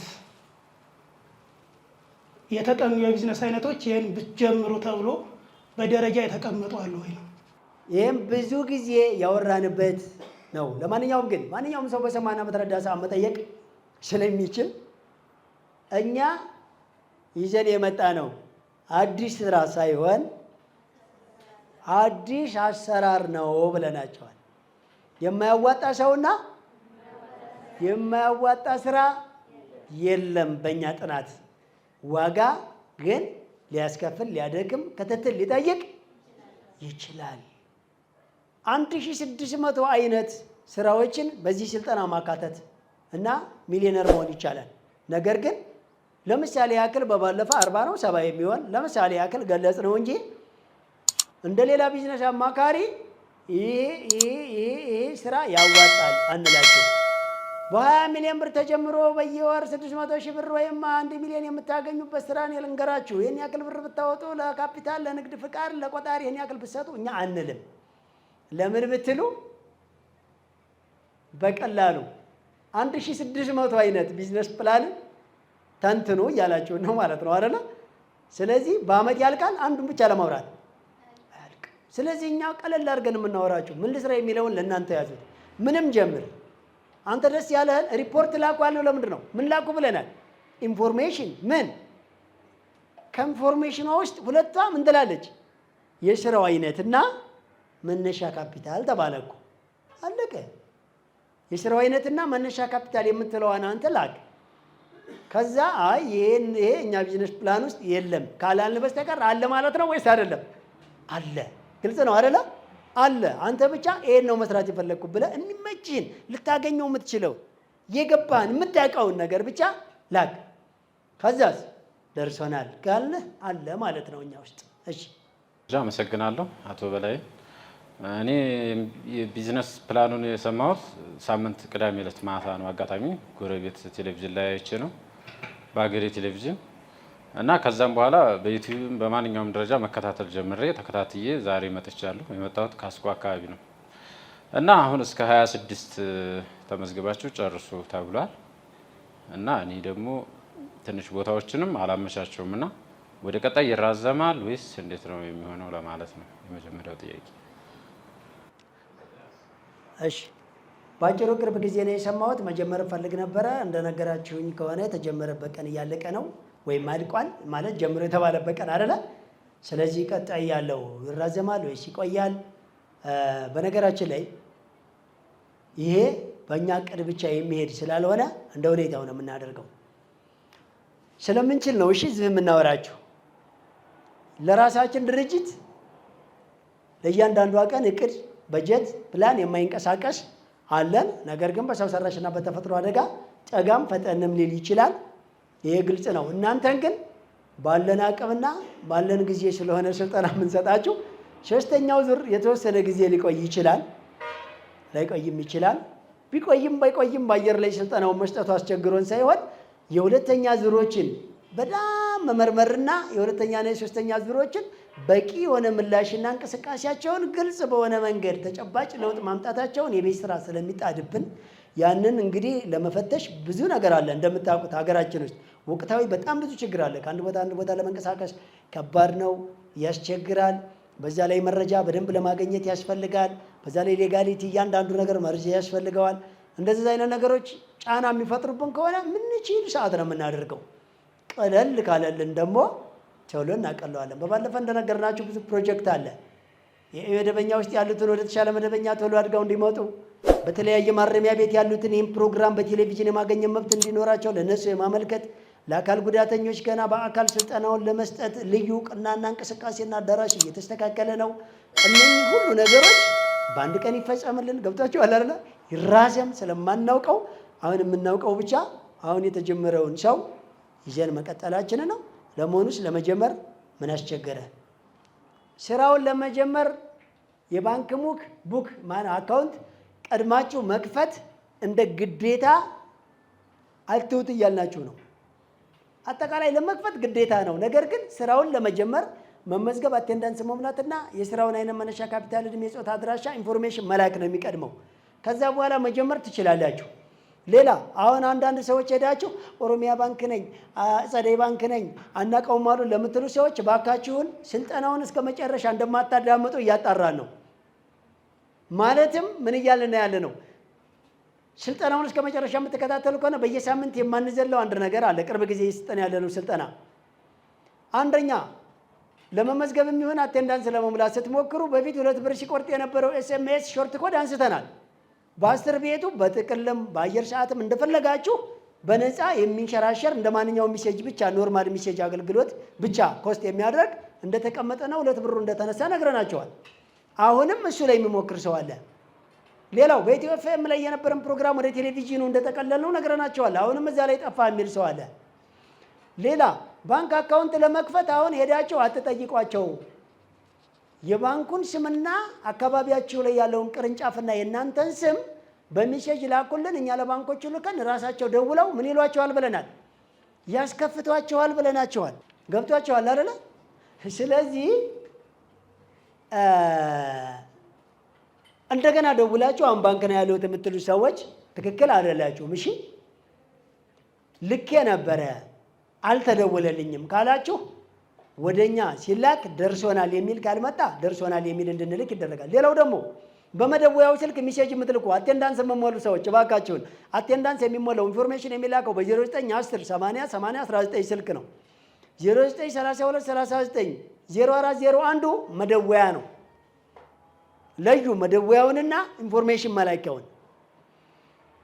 በአጠቃላይ ባንክ የምከፍቱበትን ባንክ ኦሮሚያ ኢንተርናሽናል ከሆነ ወይም ጸደይ ባንክ ከሆነ ባንኩን ስም የእናንተን ስምና መክፈት እንፈልጉበትን ቅርንጫፍ ወደኛ ከላካችሁ ባንኮች ራሳቸው እንዲደውሉ እናደርጋለን። ልካችሁ ባንኮች ካልደወሉላችሁ ተረጋጉ። አልተደወለልኝም ብሎ ሚሴጅ መላኩ ችግር የለውም። እየደወላችሁ ግን ባንክ ሄጃለሁና እንካናግረው ማናጀሩን ግን አትበሉን። በቀን ውስጥ በባንኩ ብቻ በሺ የሚቆጠር ሰው ሄዶ ጥያቄው ግልጽ ሳይሆንለት የሚተራመስ ሰው አለ። የእናንተን እንግልትና መረጃውን ትክክል አለመሆን እና መሆን ከማስረዳትና ከእናንተን ከማጉላላት በቀላሉ ወደኛ የምትከፍቱበትን ባንክና አቅራቢያውን ቅርንጫፍ ላኩልን። ራሳቸው እየደወሉ እንዲከፍቱ እናደርጋለን። አካውንት ቶሎ ካልተከፈተላችሁ ወደ ስራ ለመግባት የሚከለክላችሁ ነገር የለም። ግልጽ ነው አይደለ? ለመሆኑ እዚህ ድርጅት ስለመሳተፍ ግልጽ ሀሳብ ምንድን ነው? ኤምቲ ብሎ በ0910 80 80 19 ላይ ሚሴጅ መላክ። ከዛ ኤቲ ብሎ በየሳምንቱ ስልጠናውን ሲከታተሉ አቴንዳንስ መሙላት። ከዚህ ውጭ ስም፣ ዕድሜ፣ ጾታ፣ አድራሻ፣ የስራው አይነትና መነሻ ካፒታልን ወደኛ መላክ። ከዛ ከተመቸው አካውንት መፈቅ፣ ካልተመቸው እስከሚደውልለት መረጋጋት ከጀመረ በኋላ ስራውን በየወሩ የደረሰበትን ማሳወቅ በየወሩ የደረሰበትን እስከሚያሳውቅ ስራው በቀላል እንዲሰራለት በየሳምንት ይህን ስልጠና 2 ሰዓት ሙሉ በአካል ወይ በቴሌቪዥን ወይ በዩቲዩብ መከታተል። እንዳጫጭር ድጎማ በየቀን የሚፖሰቱትን በላይ ሚዲያ ብላችሁ ስትገቡ ቴሌግራም፣ እንደ ቲክቶክ፣ ሊንክድኢን፣ ፌስቡክ የመሳሰሉትን ነገሮች አጫጭር መረጃዎችን መውሰድ። መደበኛ ስልጠና ግን 3 ነው ያለው። 1 በአካል 2 በሀገሬ ቴሌቪዥን ዘወትር ቅዳሜ ከምሽቱ 2 ሰዓት እስከ 4 ሰዓት። 3ኛው ዩቲዩብ ቻናላችን ላይ በላይ ሚዲያ ብላችሁ ገብታችሁ 2 ሰዓቱን ሙሉ መከታተል። ይህም ፕሮግራም በየሳምንት እየተከታተልኩ ነው የሚል ሰው በሳምንት 2 ሰዓቱን ሙሉ ሳያቋርጥ ያዳመጠና ያየ ብቻ መሆኑን እወቁ። ሌላ ኤምቲ ብሎ የተመዘገበ ሰው፣ ሌላ በየሳምንት ኤቲ ብሎ የሚልክ ሰው፣ ሌላ በየወሩ የደረሰበትን የሚያሳውቅ ሰው። ይህ ከሆነ ትክክል በእኛ ውስጥ ነው ያለው። ይህን እያደረገ አልሳካ ያለው ሰው ካለ በየቀን በሚሴጅን በመደወልም አጫጭር ጥያቄዎችን ይጠይቀን። ስልጠና በሚተላለፍ ሰዓት ባካችሁን አትደውሉ። ስልጠና በሚተላለፍ ሰዓት ስልጠናታችሁ እኛ ጋር ስትደውሉ እኛም እናንተም ኢንፎርሜሽኑ ያመልጠናል ያመልጠንም።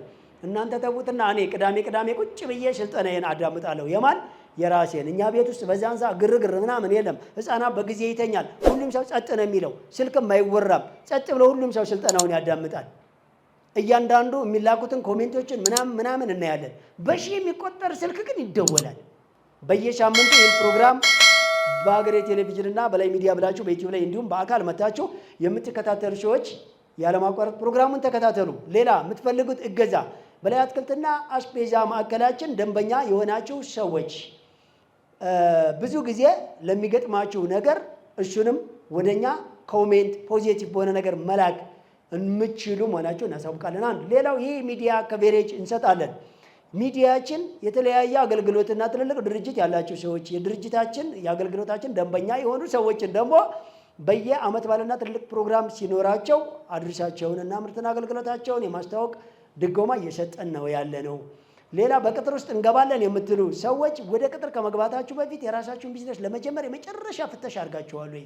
ሲቀጥል ደግሞ በእኛ ቅጥር ውስጥም ለመግባት ማስታወቂያ ሁልጊዜ ስለምናወጣ ማስታወቂያውን ብቻ በማየት በቂያችሁ ነው። ነገር ግን እኛ የምንላችሁ ከሚሰለጥኑ ሰዎች እኛ ጋር የተቀጠሩ ሰዎች ሁለቱንም እድል ያገኛሉ። እውነት ነው።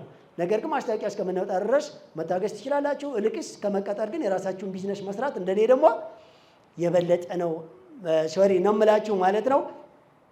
እንደ አጠቃላይ እንግዲህ ፕሮግራም እንደዚህ በየጊዜው የሚያወጣላችሁ የራሳችን ድርጅት ካሉን 5 ፕሮጀክቶች ውስጥ አሁን ገቢ እያስገባልን ያለው አትክልትና አስቤዛ ማዕከላችን ነው። ሌላው ገና በሪሰርችና በጥናት ላይ ስለሆነ ሌላ አምራች ኤጀንቶች ምርትና አገልግሎት ጠቅላላ ማቅረብ የሚችሉ ፋብሪካዎች ጭምር ወደኛ ድርጅትም ወደ ሰልጣኞቻችንም በኤጀንትነትና በአቅራቢነት ለመመዝገብ በዛው በ0910808019 ላይ መመዝገብ ትችላላችሁ። ማንኛችሁም ወደዚህ እየመጣችሁ ስትሳተፉ ድረገጻችንም ላይ ይሁን በአካል ምርትና አገልግሎታችሁን አድራሻችሁን አስተዋውቁ። በቅርብ ጊዜ ቸኩን ያላሳተማችሁ ሰዎች ቸኩን ለማሳተም በባለፈው የተነገረውን መስፈርት ቀጥሉ። ንግድ ፍቃድና ቲን ነምበር ኮፒ ብቻ ይዛችሁ ሂዱ። ቸኩን ካሳተማችሁ በኋላ ወደ መጻፍ እንዳገቡ ወደኛ ደውላችሁ አሳውቁ። ማንኛውም ሰው ቸኩን እኛ ጋር አሳውቁ።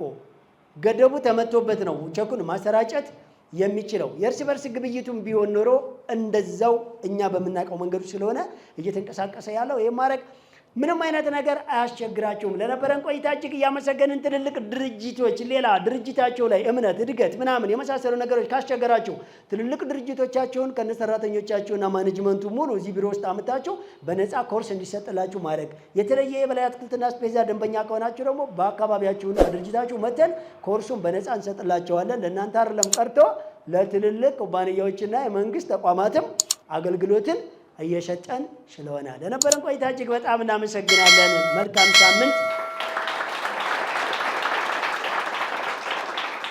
ፕሮግራማችንን አነሳስቶም አስጀምሮ ስላደረሰን በማንኛውም ሃይማኖት ማንኛውንም ፕሮግራም ስንጀምርም ስንጨርስም ለፈጣሪ አንዴ በጸሎት እንጨርስ።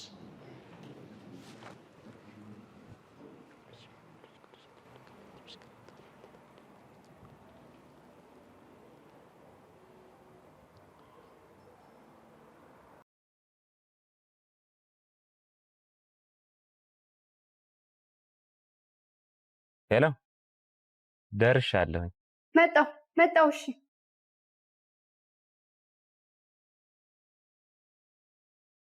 የጓዳውን ክፍተት የማጀቶን ጉድለት ለመሙላት አስበው ወዴት መሄድ እንዳለቦት መወሰን ከተቸገሩ መልሱ ቀላል ነው።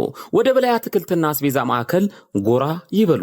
ሁሉ በእጄ ሁሉ በደጄ እንዲሉ ፍሬሽ አትክልቶችና ፍራፍሬ፣ ደረቅ ቅመማ ቅመምና ጥራጥሬ፣ የንጽህና መጠበቂያ፣ በአጠቃላይ ከ500 በላይ አይነት ያላቸውን የእርሻና የፋብሪካ ምርቶች በተመጣጣኝ ዋጋ ከበቂ አቅርቦት ጋር እኛ ዘንድ ያገኛሉ። ጠዋት ከ12 ሰዓት ተኩል ጀምረው እስከ ምሽቱ 2 ሰዓት ተኩል ወደ ማዕከሎቻችን ቢመጡ ቅልጥፍናና ትህትና በተላበሱ ሰራተኞቻችን በቂ የሆነ መስተንግዶን ያገኛሉ። እናት ኧረ እናት፣ አቤት ጠራኸኝ? ወዴት እንደምንሄድ እኮ አልነገርሽኝ። ወደ በላይ አትክልትና አስቤዛ። አድራሻችን ቁጥር 1 ካራ መድኃኔዓለም ቤተክርስቲያን 60 ሜትር ገባ ብሎ፣ ቁጥር 2 በእድሳት ላይ ሲሆን፣ ቁጥር 3 ኮተቤ ገብርኤል ቤተክርስቲያን በአዲሱ አስፋልት 80 ሜትር ገባ ብሎ፣ ቁጥር 4 ወሰን ጤና ጣቢያ ከዋናው አስፋልት 30 ሜትር ገባ ብሎ፣ ቁጥር 5 ፊጋ መብራቱ ጋር የመገናኛ ታክሲ መጫኛ ፊት ለፊት በተንጣለለው የንግድ ማዕከላችን ከመጡ የፈለጉትን አይነት በአንድ ቦታ ያገኛሉ። በነገራችን ላይ ፒያዝ ዴሊቨሪ አፕሊኬሽንን ከፕሌይ ስቶር በማውረድ የፈለጉትን አስቤዛ ማዘዝ ይችላሉ። በላይ አትክልትና አስቤዛ፣ የጓዳው ቤዛ።